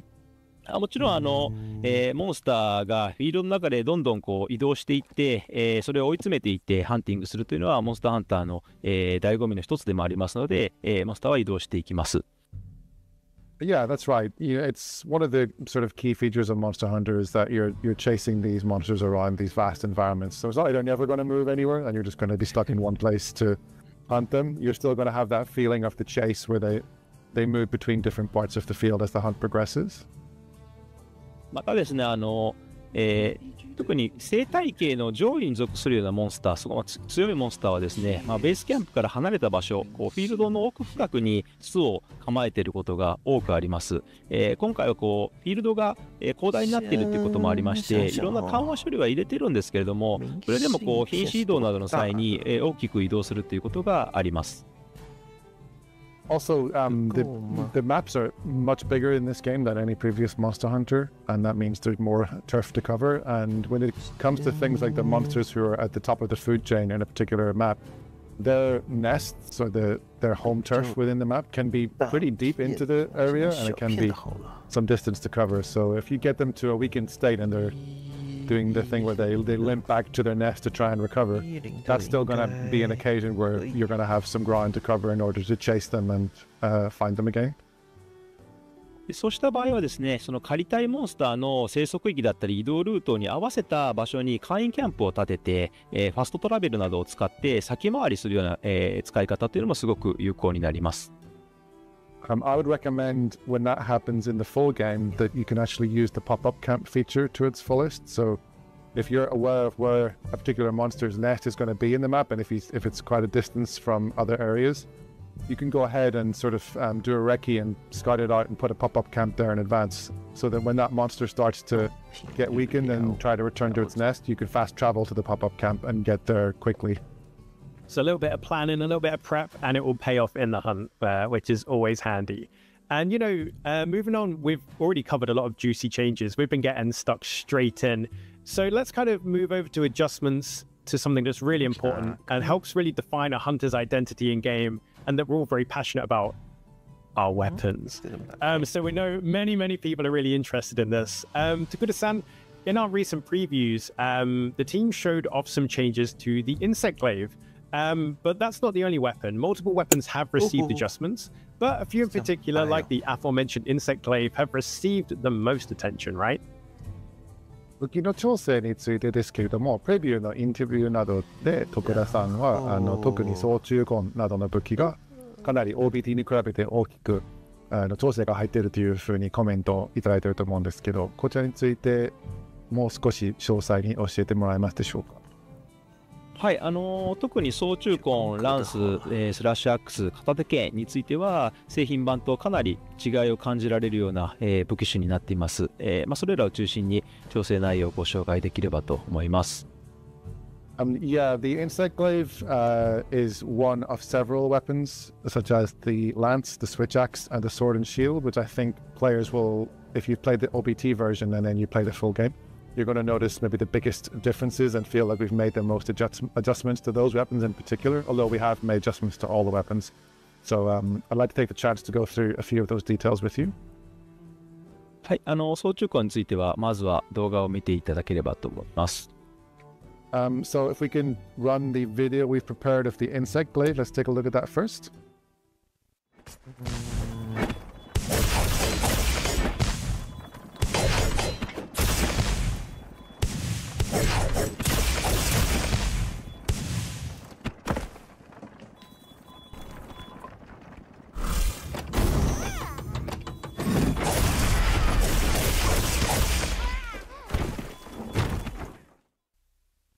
はい、このようにまず武闘跳躍が、追加されております。That's right, vaulting dance is back. 総中根についてはゲームスコアや TGS の私有の段階で、特にこの総中根使いの方々から、アイデンティティとも言えるような、武闘跳躍をないことについてですね、非常に残念がる声というのをたくさんいただいてましたので、OBT では間に合わなかったんですけども、製品版の方では、武闘跳躍追加しております。So this is something I was actually aware of even before the feedback from the open beta test back at our Gamescom and Tokyo Game Show exhibitions of gameplay. We had our, insect glaive users, our bug rod mains complaining that the vaulting dance was missing, and it's one of the iconic moves of that particular weapon. So yeah, I'm happy to confirm that vaulting dance makes its return in the full version of Monster Hunter Wilds. またですね、吸収切りの出始めのところに、相殺効果がついていたりだとか、エキスを取った時の、効果などが OBT から、追加で対応を行っていまして、これらによって、立ち回りの幅がすごく広がっています。As you can see on the slide, we've got a few other adjustments being made. One of them is that the descending slash now has an offset effect added at the beginning of that move. And we also have additional effects happening with the different extracts that you have during the course of the action. So those are going to improve the feel of the insect glaive too.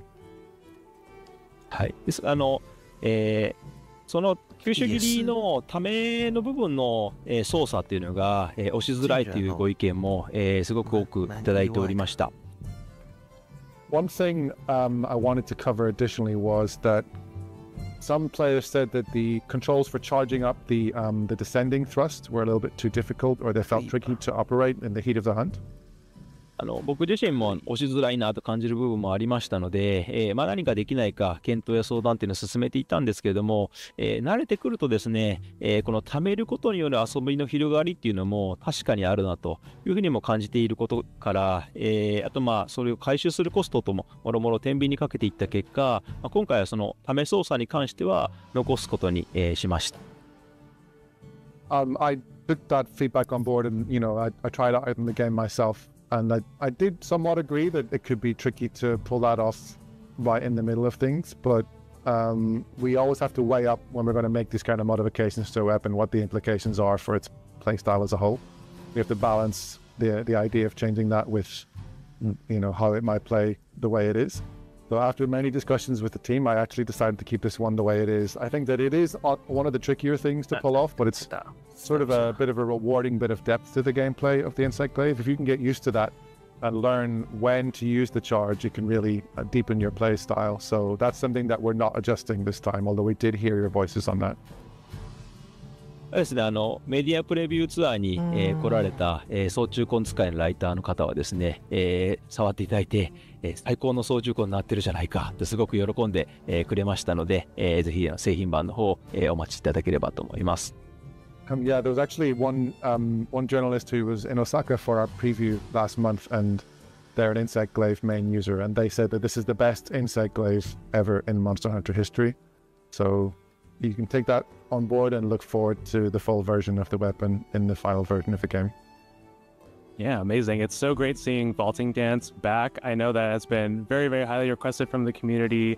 And I think there's a lot of people out there, including myself and members of the community, who doubted that it was something that could even be added back into the game. So it's so great to see it back and to see it in action.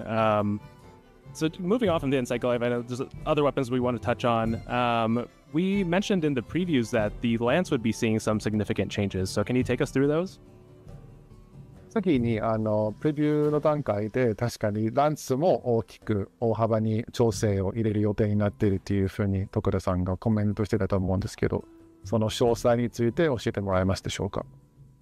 はい。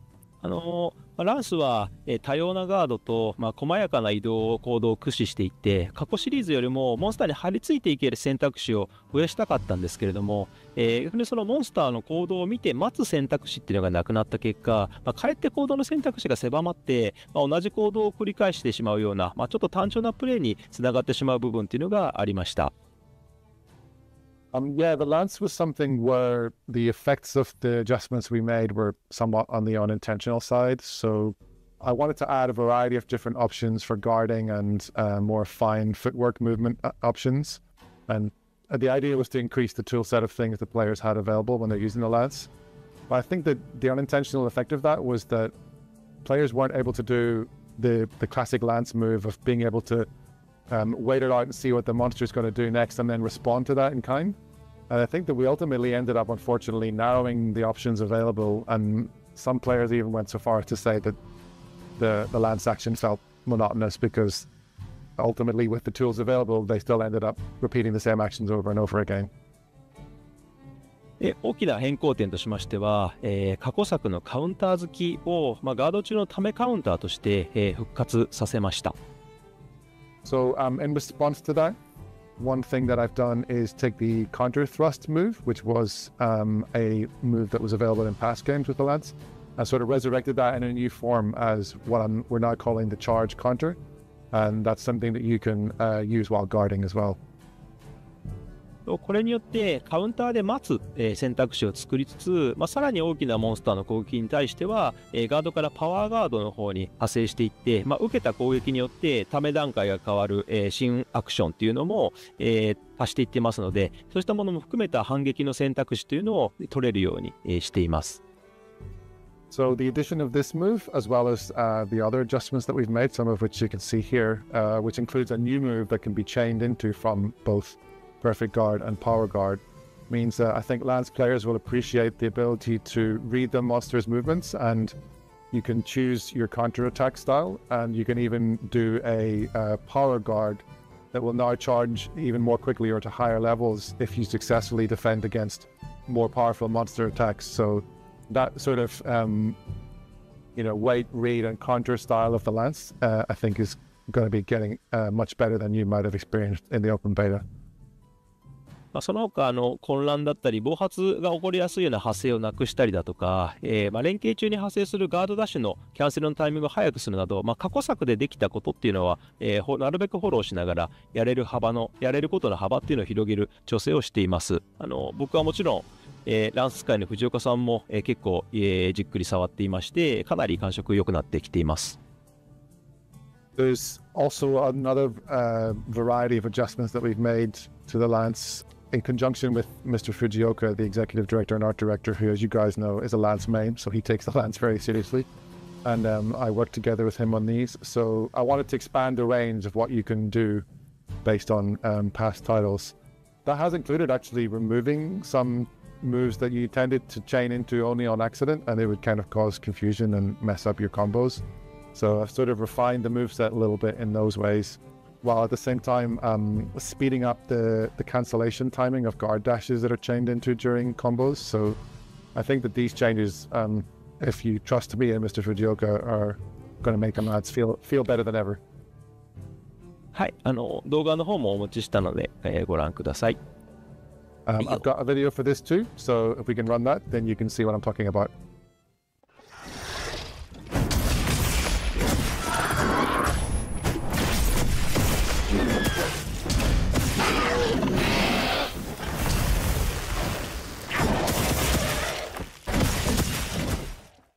And there we have it. Lance getting straight to the point, as always. So hopefully our Lance mains out there, that has put a smile on your face. And for those of you that have never tried the weapon before, hopefully that's, sparked a bit of interest for you to go check it out come February. But now to move on from the Lance, let's talk about the Switch Axe, which apparently has been made much stronger than it was in the open beta test. Takura-san, can you tell us a bit more about that, please? 次にランツから移してスラッシュアックスも OBT の時から大きく変わってると聞いてるんですけど、詳細お願いします。はい、スラッシュアックスに関しては、そのオノモードでゲージを貯めて剣モードで放出していくような基本的なサイクル自体は、変えていませんが、オノモードでのちょっとためにくさみたいなものは、多少緩和しつつ、剣モードでの攻撃を、ゲージ消費に見合ったような威力とか手応えに調整を行っています。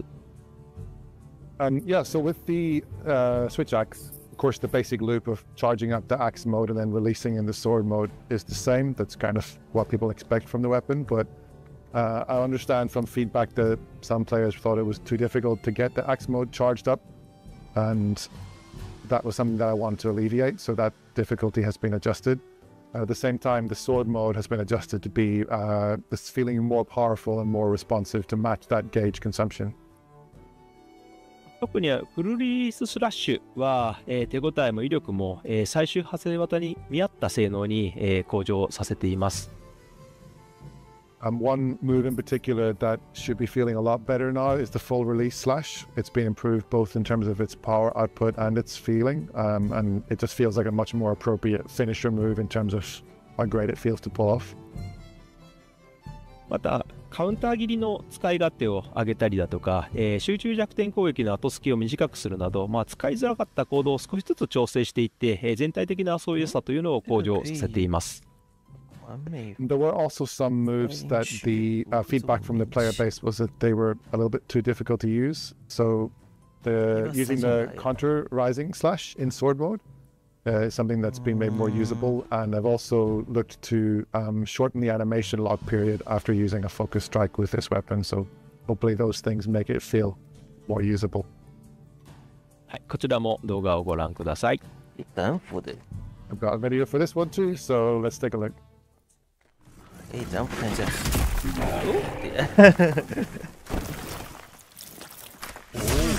这样动作。哦。哦。格挡住。哦。Yeah, the changes to Switch Axe are looking really great. As somebody who really likes the new moveset in Monster Hunter Wilds, these tweaks just take it to the next level. So I'm really excited about that. And maybe I'll switch to the Switch Axe. Sorry. Well, next up we've got Sword and Shield. Jono, I know this is very near and dear to your heart. As your main, Tokura-san, can you take us through all of the tweaks here? はい、次にご存知のようにジョノがメインに使っている武器でもある片手剣ですけど、こちらの調整についてはいかがでしょうか。はい、まずですね、過去作とちょっとボタンは違うんですけれども、ガード中に切り上げですね、のアクションを復活させました。Yeah, so for the sword and shield, one thing we heard your voice very clearly on was that the loss of the ability to use rising slash while guarding was being majorly felt. So that's back, and you can now perform that move while guarding again. また通常攻撃だったり、ジャストラッシュといった、各種攻撃の威力を、上げていったりだとか、各種行動のレスポンスの方も、向上させて、さらにバックステップと滑り込み切りの回避性能を強化するなど、全体的なこの威力と、レスポンス手触りを向上を、させています。And there's also various improvements, as you can see on the next couple of points here, being made to the weapons sort of feel and also attack output. So normal attacks and the perfect rush have had their parameters improved. The responsiveness of your sort of more bread and butter mobile combos like the chop and side slash combo have been improved, and same goes for guard slash and perfect rush. And then finally the backstep and the sliding swipe have had their effectiveness when it comes to evasion improved as well. So lots of changes all across the board for Sword and Shield. こちらも動画をご覧ください。Yep, you guessed it, another video for this weapon, so let's run it and see how it looks.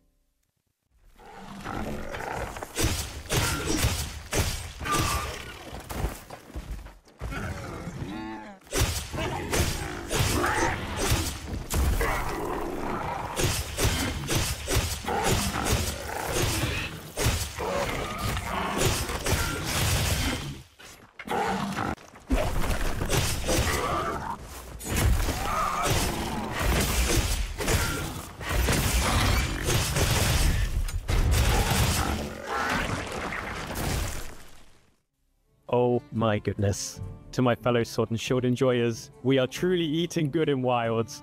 Those changes look delicious. What can I say? And for those that haven't tried Sword and Shield yet, here's a really good excuse to give it a go. But enough of me gushing about the Sword and Shield, because I could do that for the next hour. You know, there are other weapons too that have had some adjustments, maybe not as extensive as the four we've shown so far, but many have received tweaks. So, Tokuda-san, could you please take us through these at a broader level? こちらの4つの武器ほど、大規模な変更ではないかもしれないんですけれども、全体的な武器の調整について教えてもらえますでしょうか。はい、先ほどの4つの武器も含めてになるんですが、まずその属性値だったりとか、スキルの効果も踏まえたエンドコンテナを見越した数値調整というのを、全武器種、広く、行っています。その過程で、意図したバランスになっていないものだったりとか、意図しない武器格差みたいなものが、生まれていた部分については調整を予定しています。Yeah, as you said, all the weapons are receiving general wide-ranging adjustments to everything from their skills, their elemental values. I don't want there to be unintentional weapon tiering happening.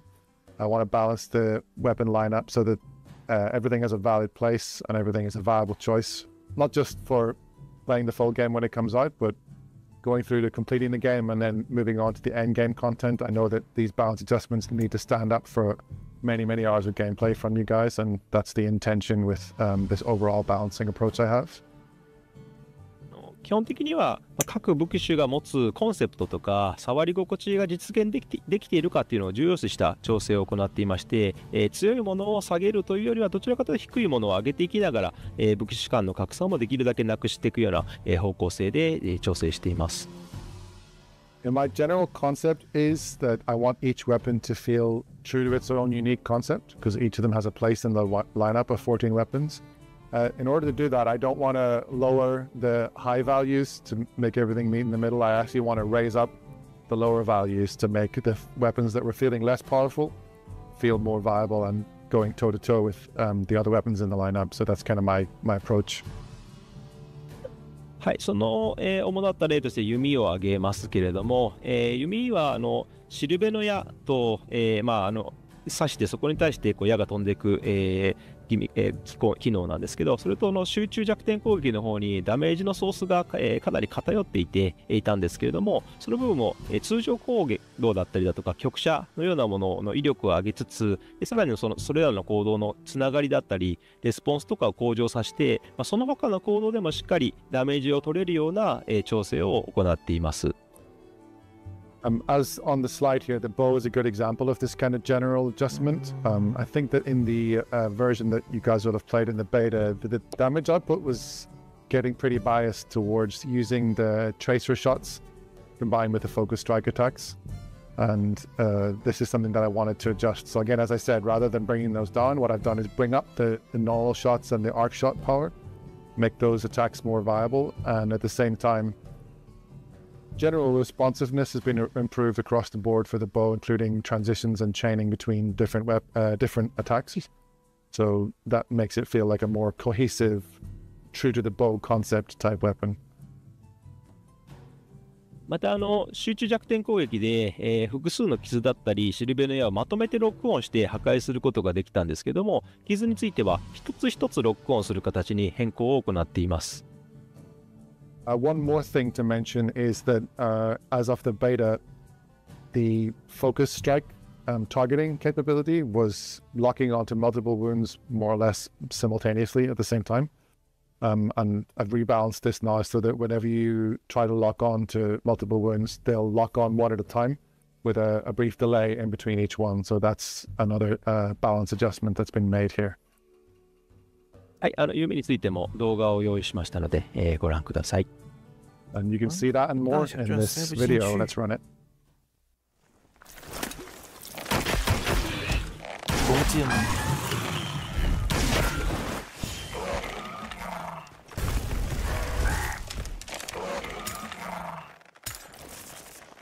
哦。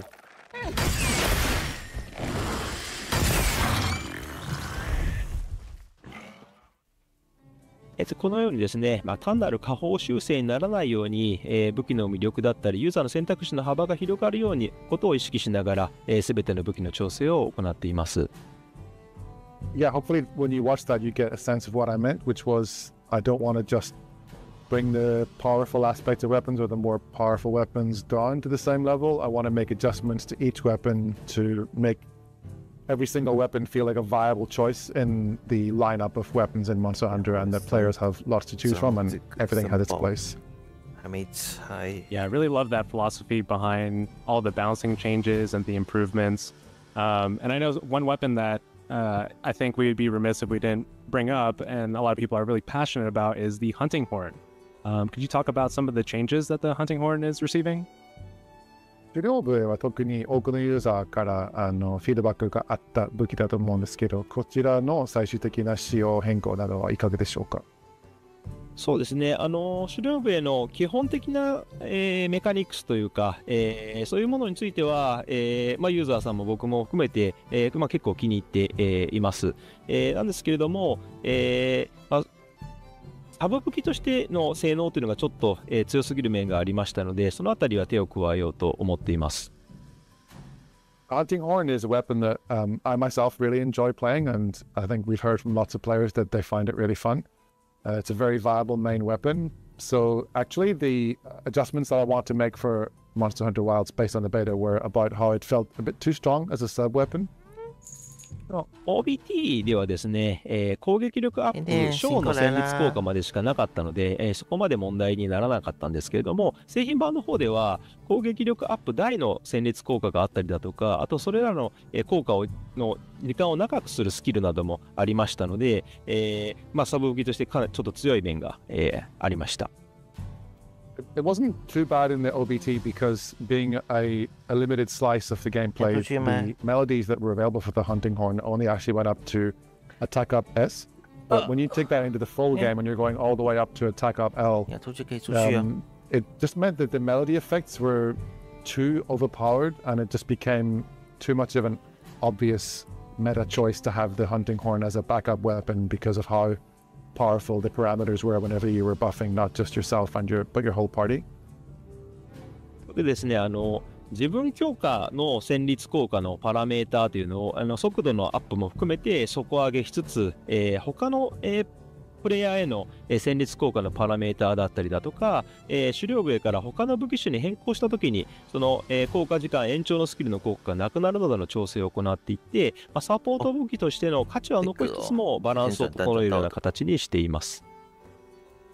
So yeah, with a view to rebalancing that, what I've actually done is the melody effects when you strengthen yourself, when you buff yourself, have actually been increased and been made more powerful. But conversely, the effect on others has been decreased to rebalance its focus. The other thing that has changed is that when you change back from the hunting horn to the other weapon that you have with you, that's the amount of time that the melody effect was being applied and for an extended amount of time.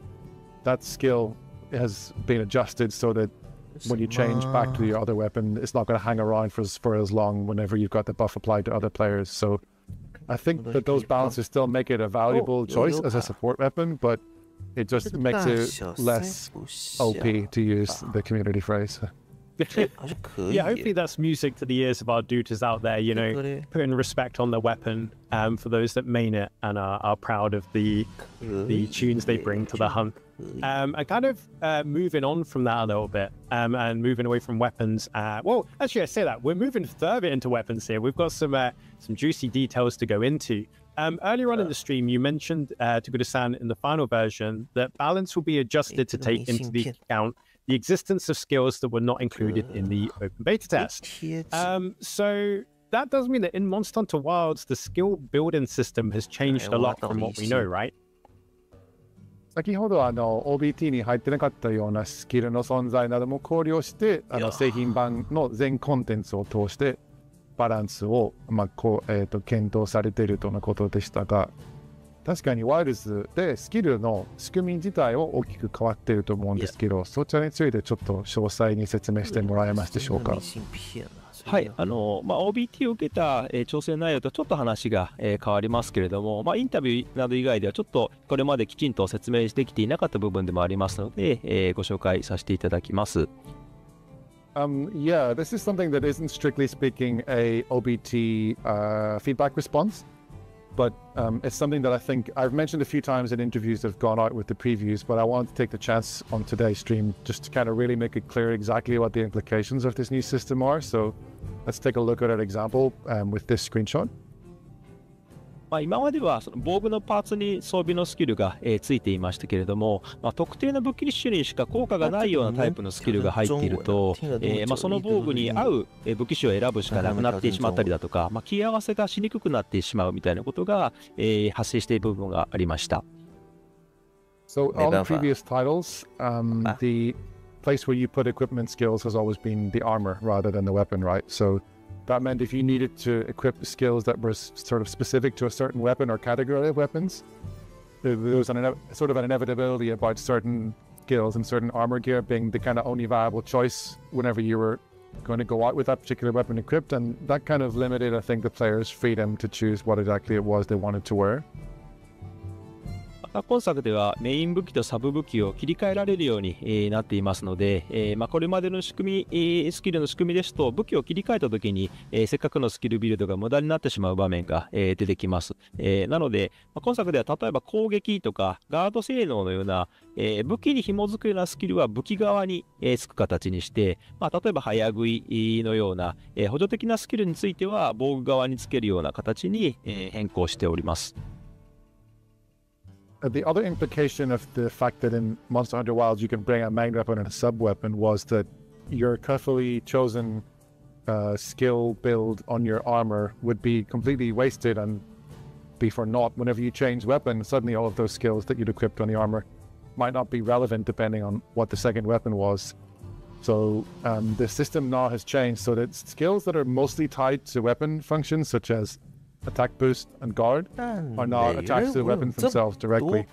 And then other more supplementary skills such as speed eating are still attached to armor. And by separating out where the skills go, it means that your skill build will actually make a lot more sense even as you change weapons throughout the hunt.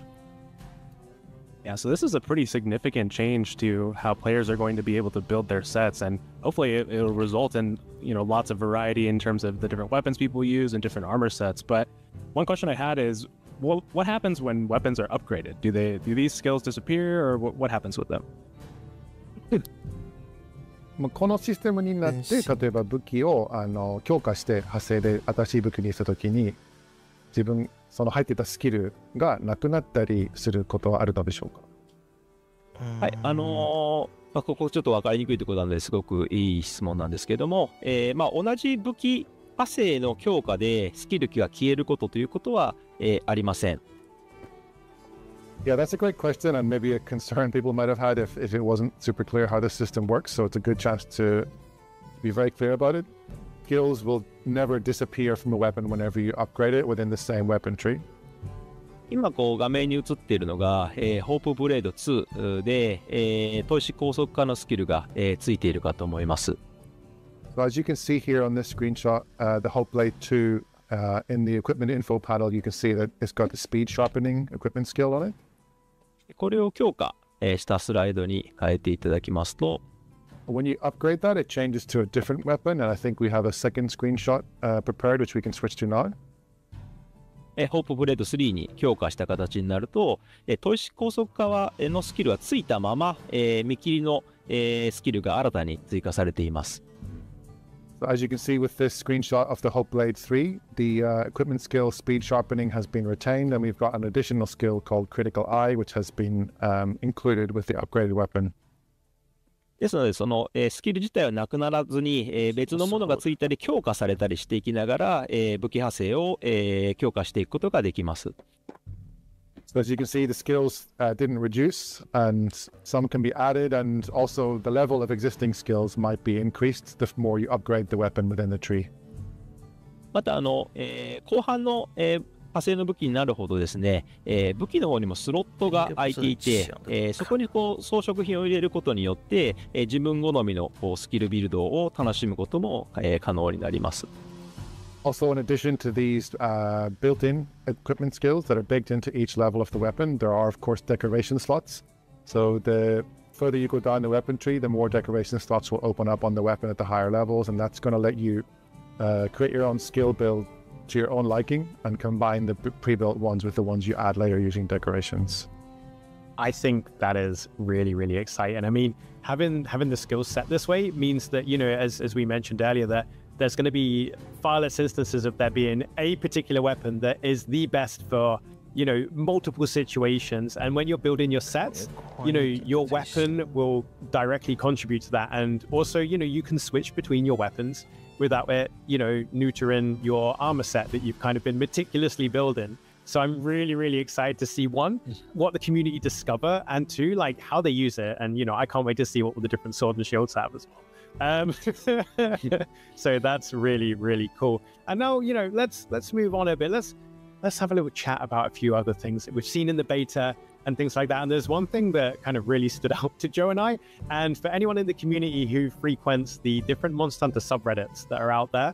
And one of them was the most beautiful collage. It was a collage of many hunters using shielded weapons, pulling the biggest frowns as they guarded against the wrath of monsters, kind of like a kind of face. Now, you know, what's the situation with that? What's going on there, Takura-san? 今、どのまで変顔していると思うんですけど、最後の質問タイムに入らせていただきます。多くのプレイヤーが気づいた仕様としては、肩を構えたときに、ハンターが若干変顔になり気味だったんですけど、こちらは意図的な仕様なのか、修正されるものなのか教えてください。はい、変顔にしたかったわけじゃなくて、武器を構えた時にその気張ったような顔に、したかったんですけど、まさかちょっとあそこまで気張った顔になってるとはちょっと想定外なところがありましたので、直します。Yeah, thank you for your very demonstrative version of the face. My intention was to show that when someone grabs tight onto a shield to guard an attack, that they would sort of be, you know, grimacing or have an intensity to the expression, but the way it turned out wasn't really what I wanted it to be. So we're going to change that in the final game and have it look a little bit less weird and a little bit more cool and intense.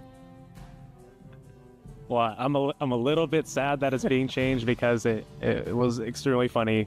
Totally understand that, you know, we want our hunters to be immersed in the world, and that's one of those things that might take you right out of it. So I want to switch gears a little bit. Let's talk a little bit about multiplayer. We did hear some feedback from players that they were a little bit confused on the different ways to get into multiplayer, and just you know, just weren't quite sure how to play with their friends easily. So Tokura-san, can you touch just a little bit on multiplayer and matching up with friends and how that's going to work in the full game?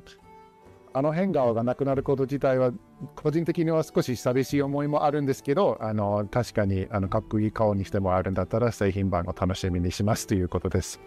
次の質問になりますが、オープンベータで多くのプレイヤーからちょっとマルチプレイの仕様について、どういうふうにやればいいかわからない、つながり方わからないこの仕様についてどう使ったらいいかちょっと使いづらく感じた人もいたと思うんですけど、この辺について、製品版の仕様や、使い方のアドバイスを込みでアドバイスをお願いします。はい、まず製品版では、ロビーの ID を教え合った人しか入れない、プライベートロビーという機能だったりとか、特定のサークルの人たちだけが集まれるサークルロビーのような、友達と会いやすい機能っていうのが追加されます。So firstly, in the full game, there will be multiplayer features that weren't included in the open beta test, which I think will make it easier to get together with just the people you want to play with. So one of those will be private lobbies, which, as the name implies, they'll have a lobby ID, and only those people who you've shared the ID with can join in. We'll also see the return of the squad system, and squad lobbies will be available only to your squad members, and that's going to make it so that you can, have your friends get together really easily. あとですね、OBT ではリンクパーティーや環境リンクといった機能が、入っていたんですけれども、これらは複数のフィールドが、ある状態で、各メンバーの環境が変化していく中で、有効に機能するようなものなので、一つのフィールドで変化の幅が少ない OBT だとちょっと分かりにくい機能に、なっていました。製品版の方では、リリース後にしかるべきタイミングで、情報を、発信していく予定になります。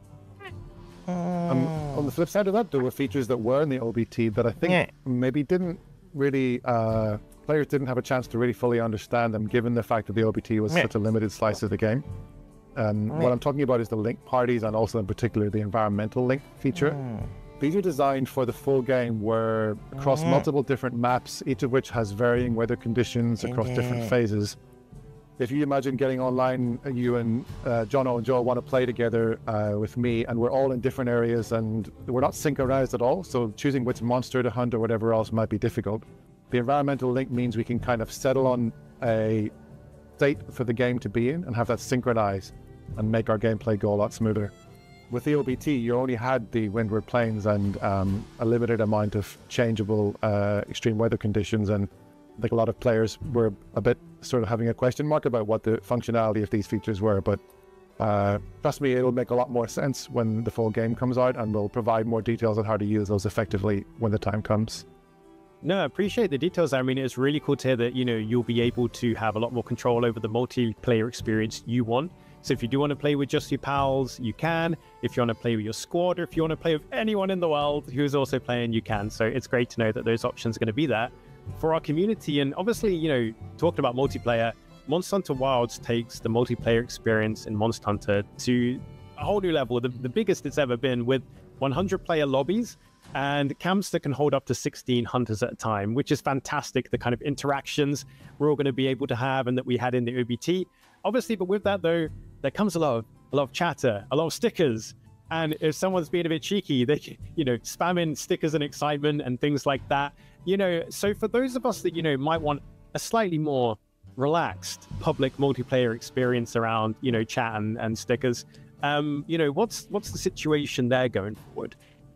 マルチプレイの設定面といえばですけど、多くのプレイヤーから寄せてもらっているフィードバックとしては、これだけたくさんの人数のプレイヤーが同時につながっているロビーになってしまうと、どうしてもチャットの方でメッセージやステッカーがバババってちょっとスパムのように入ってきてしまって、落ち着けないようなロビーになってしまっているという、フィードバックが多かったんですけど、こちらについて何か対策を考えられたりしますでしょうか？はい、まず製品版の方では、特定の人の、発言を、自分の画面でミュートに、指定することが、できます。Oh yeah, firstly in the full game, if one particular person is blowing up in the lobby chat, you'll be able to mute them. So that's a very targeted feature you'll be able to make use of. またですね、クエストだったり、リンクパーティーを組んだときには、チャットチャンネルが自動で切り替わって、ロビーメンバーのチャット通知がされなくなるなど、いくつか対策を、入れていっています。Also, we're going to adjust how the chat channels work whenever you do something like start a quest or a link party. what's going to happen is that the chat will automatically switch over to just the participants of that quest or that party, and you'll stop being notified of the general lobby chatter. And I think that that will improve the feeling of whenever you start something with just your friends or other players, that it limits the range of who you're going to hear stuff from. Got it. Yeah, the sticker spam in particular was something that I got a few messages about, and I watched a few streams during the open beta, and that was definitely something that people would have liked to adjust. So it's great to hear that's happening. Something that I was really pleasantly surprised by when booting up the open beta were all the options for the different HUD display, to have it bigger, to adjust it whether you're sitting at a TV or you're sitting at a desk.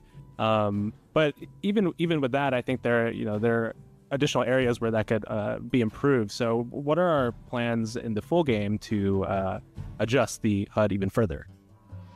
ハードの表示についてですけど、OBT 段階でもすでにテレビ向けの大きさやデスク向けの大きさの設定があったりして、かなり細かく入ってたと思うんですけど、さらに製品版に向けてハードの表示のオプションを追加しようと思っているのでしょうか。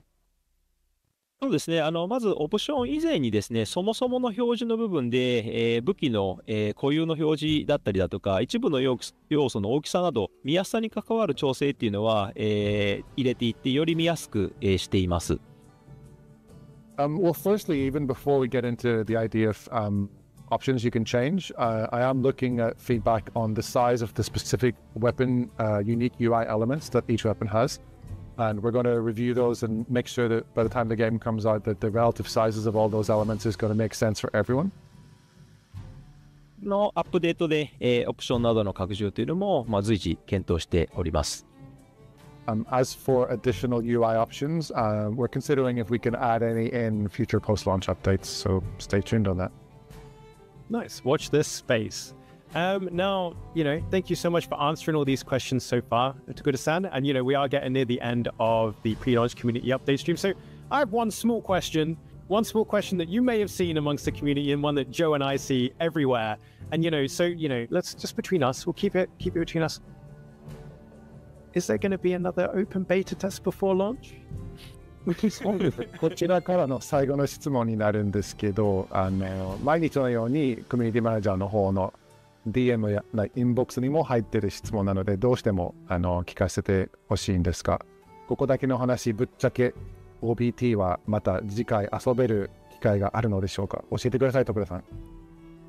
完全に領土さんとかが答えるような案件だと思うんですけども、特別にお答えすると、検討自体は、しています。ですがもし追加の OBT を実施するとしてもですね、基本的には前回の OBT を遊べなかった方だったりだとか、その追加の、項目テストが、主な目的となりますので、今日お話したような、内容っていうのは基本的に製品版とか day.1 パッチ向けの対応になっていますので、OBT には反映されない形になります。ちょっとその点はご了承いただきたいです。And that's the kind of question where I'm used to leaving out to Ryozo, who'd be here with us, and he could answer that kind of high-level decision. But since you've asked, I will address that.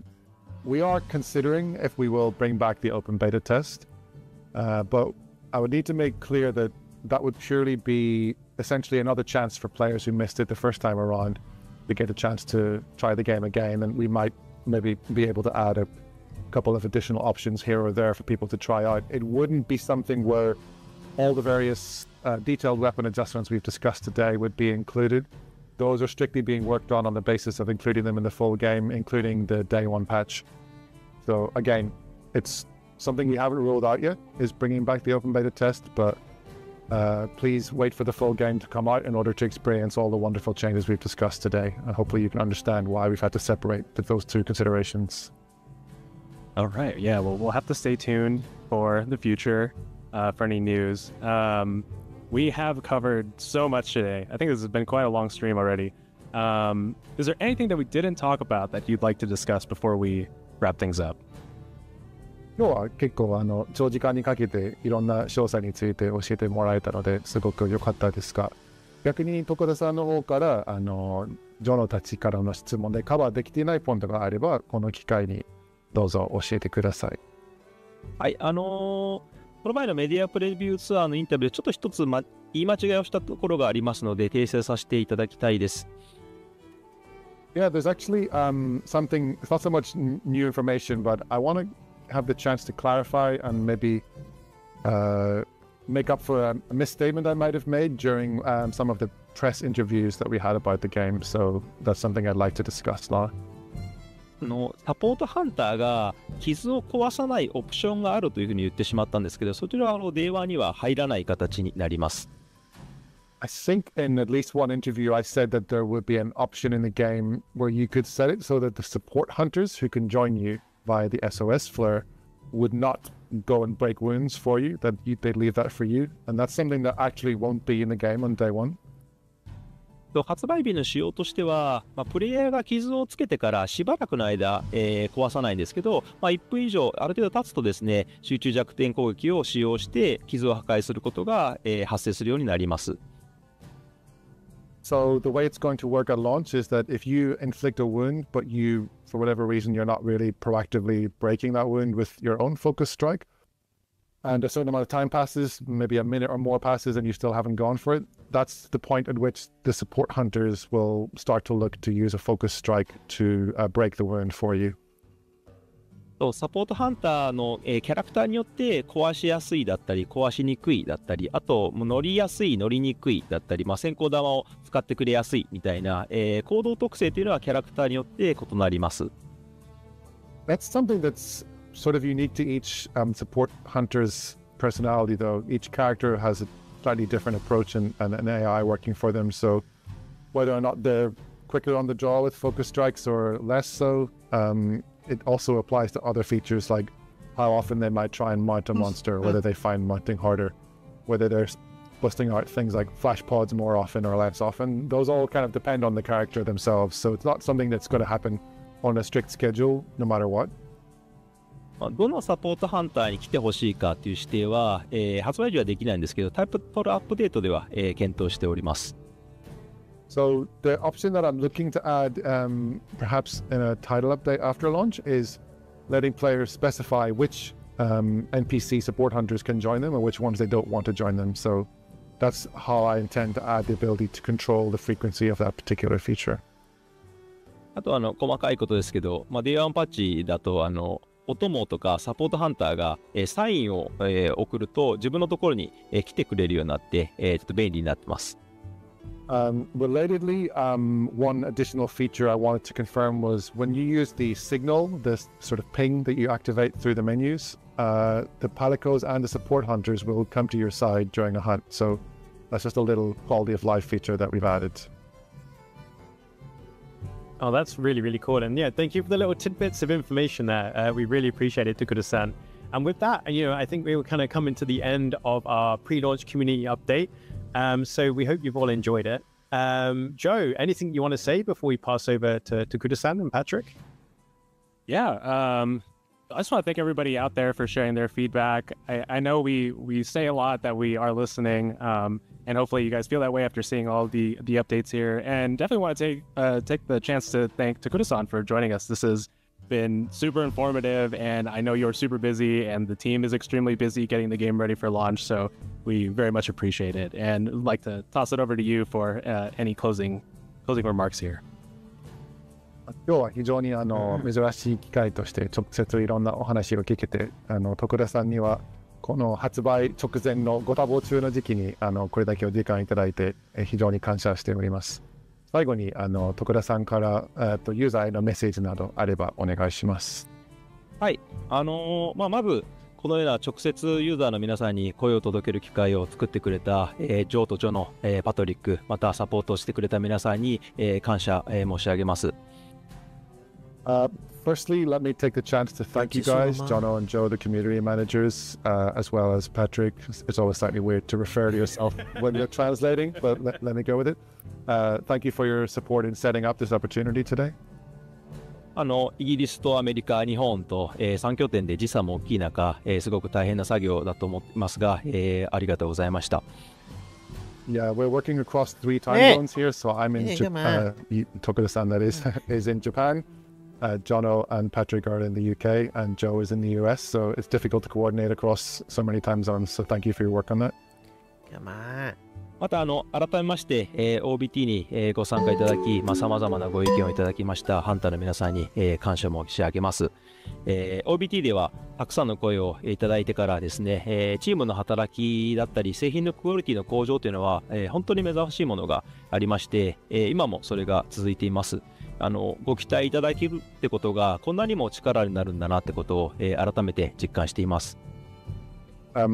Just another, to repeat my previous sentiments, thank you so much to all the players who took part in the OBT. It's such a valuable opportunity for us to get your feedback and hear your voices, and we've taken that back to the team. It's become great motivation for them to keep working on the game's quality as we reach the final stages of development. And from what I've seen, they're doing great things, and there's some really great eye-opening stuff happening with the game, and we're continuing to work on that. So again, thank you for the opportunity to implement your feedback in the game. It really is a pleasure. And once again, to echo Joe, thank you to Kuda-san for your time. We know how incredibly busy yourself and the team are. Thank you, Patrick, for translating for us today. It's great to have you with us again after you joined us at Gamescom. And, from all of us here as well, thank you to you, the community, our awesome players. I mean, your feedback from the beta, your patience, your passion, it really is incredible. So thank you so much. And does anyone have any ideas the best way to round this off? Joe, perhaps? We wouldn't dare do a happy hunting across multiple time zones. You'll see the lag, but we should do it. We should try it, right? All right. Are you gonna? Do you want to give us a countdown? ちょっと最後にどうしてもタイムラグが発生すると思うんですけど、人狩り行こうぜの英語になるハッピーハンティングで最後の掛け声でカウントダウンの後にお願いします。OK。OK。I'll do the countdown. All right, ready? All right. 3, 2, 1. Happy hunting! We tried. Bye, everyone. All right, thank you, everybody. One more. Well, let's just kind of line a little bit. Okay. 3, 2, 1. Happy hunting! Yeah. Bye, everybody. Thank you. 没有新版本消息哦，没有那个第二弹试玩哦，好像没了耶。好啦，干嘛？ What looks like silicone is actually an aluminum honeycomb structure, featuring a design that mimics a beehive's intricate patterns. This remarkable material is a breakthrough in engineering. 不是，这个不是。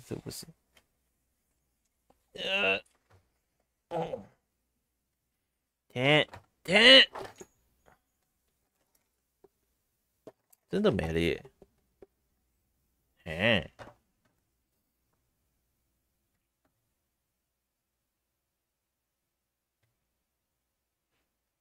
它这边大概改动是那个什么效能优化嘛，对不对？总共会有效能优化，针对不同的平台有不同的优化，这样。算了。然后刚刚可以看到它 PS5 的这个效能优化，其实算。好吧，今天就先到这边吧。游戏嘞？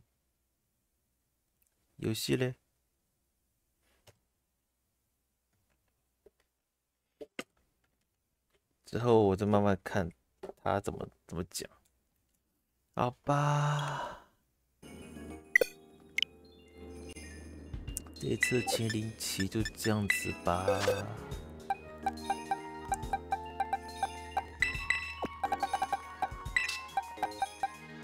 就这个。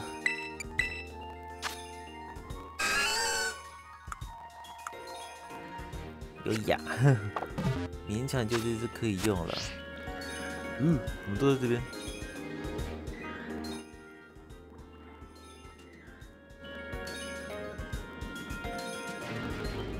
我们都过来了。1、2、3、4、5、6、7、8、9、10、11、12、13、14、15。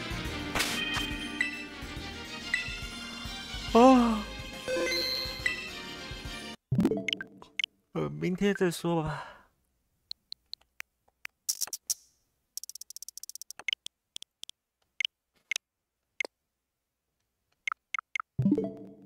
明天就打猎工作了，拜拜。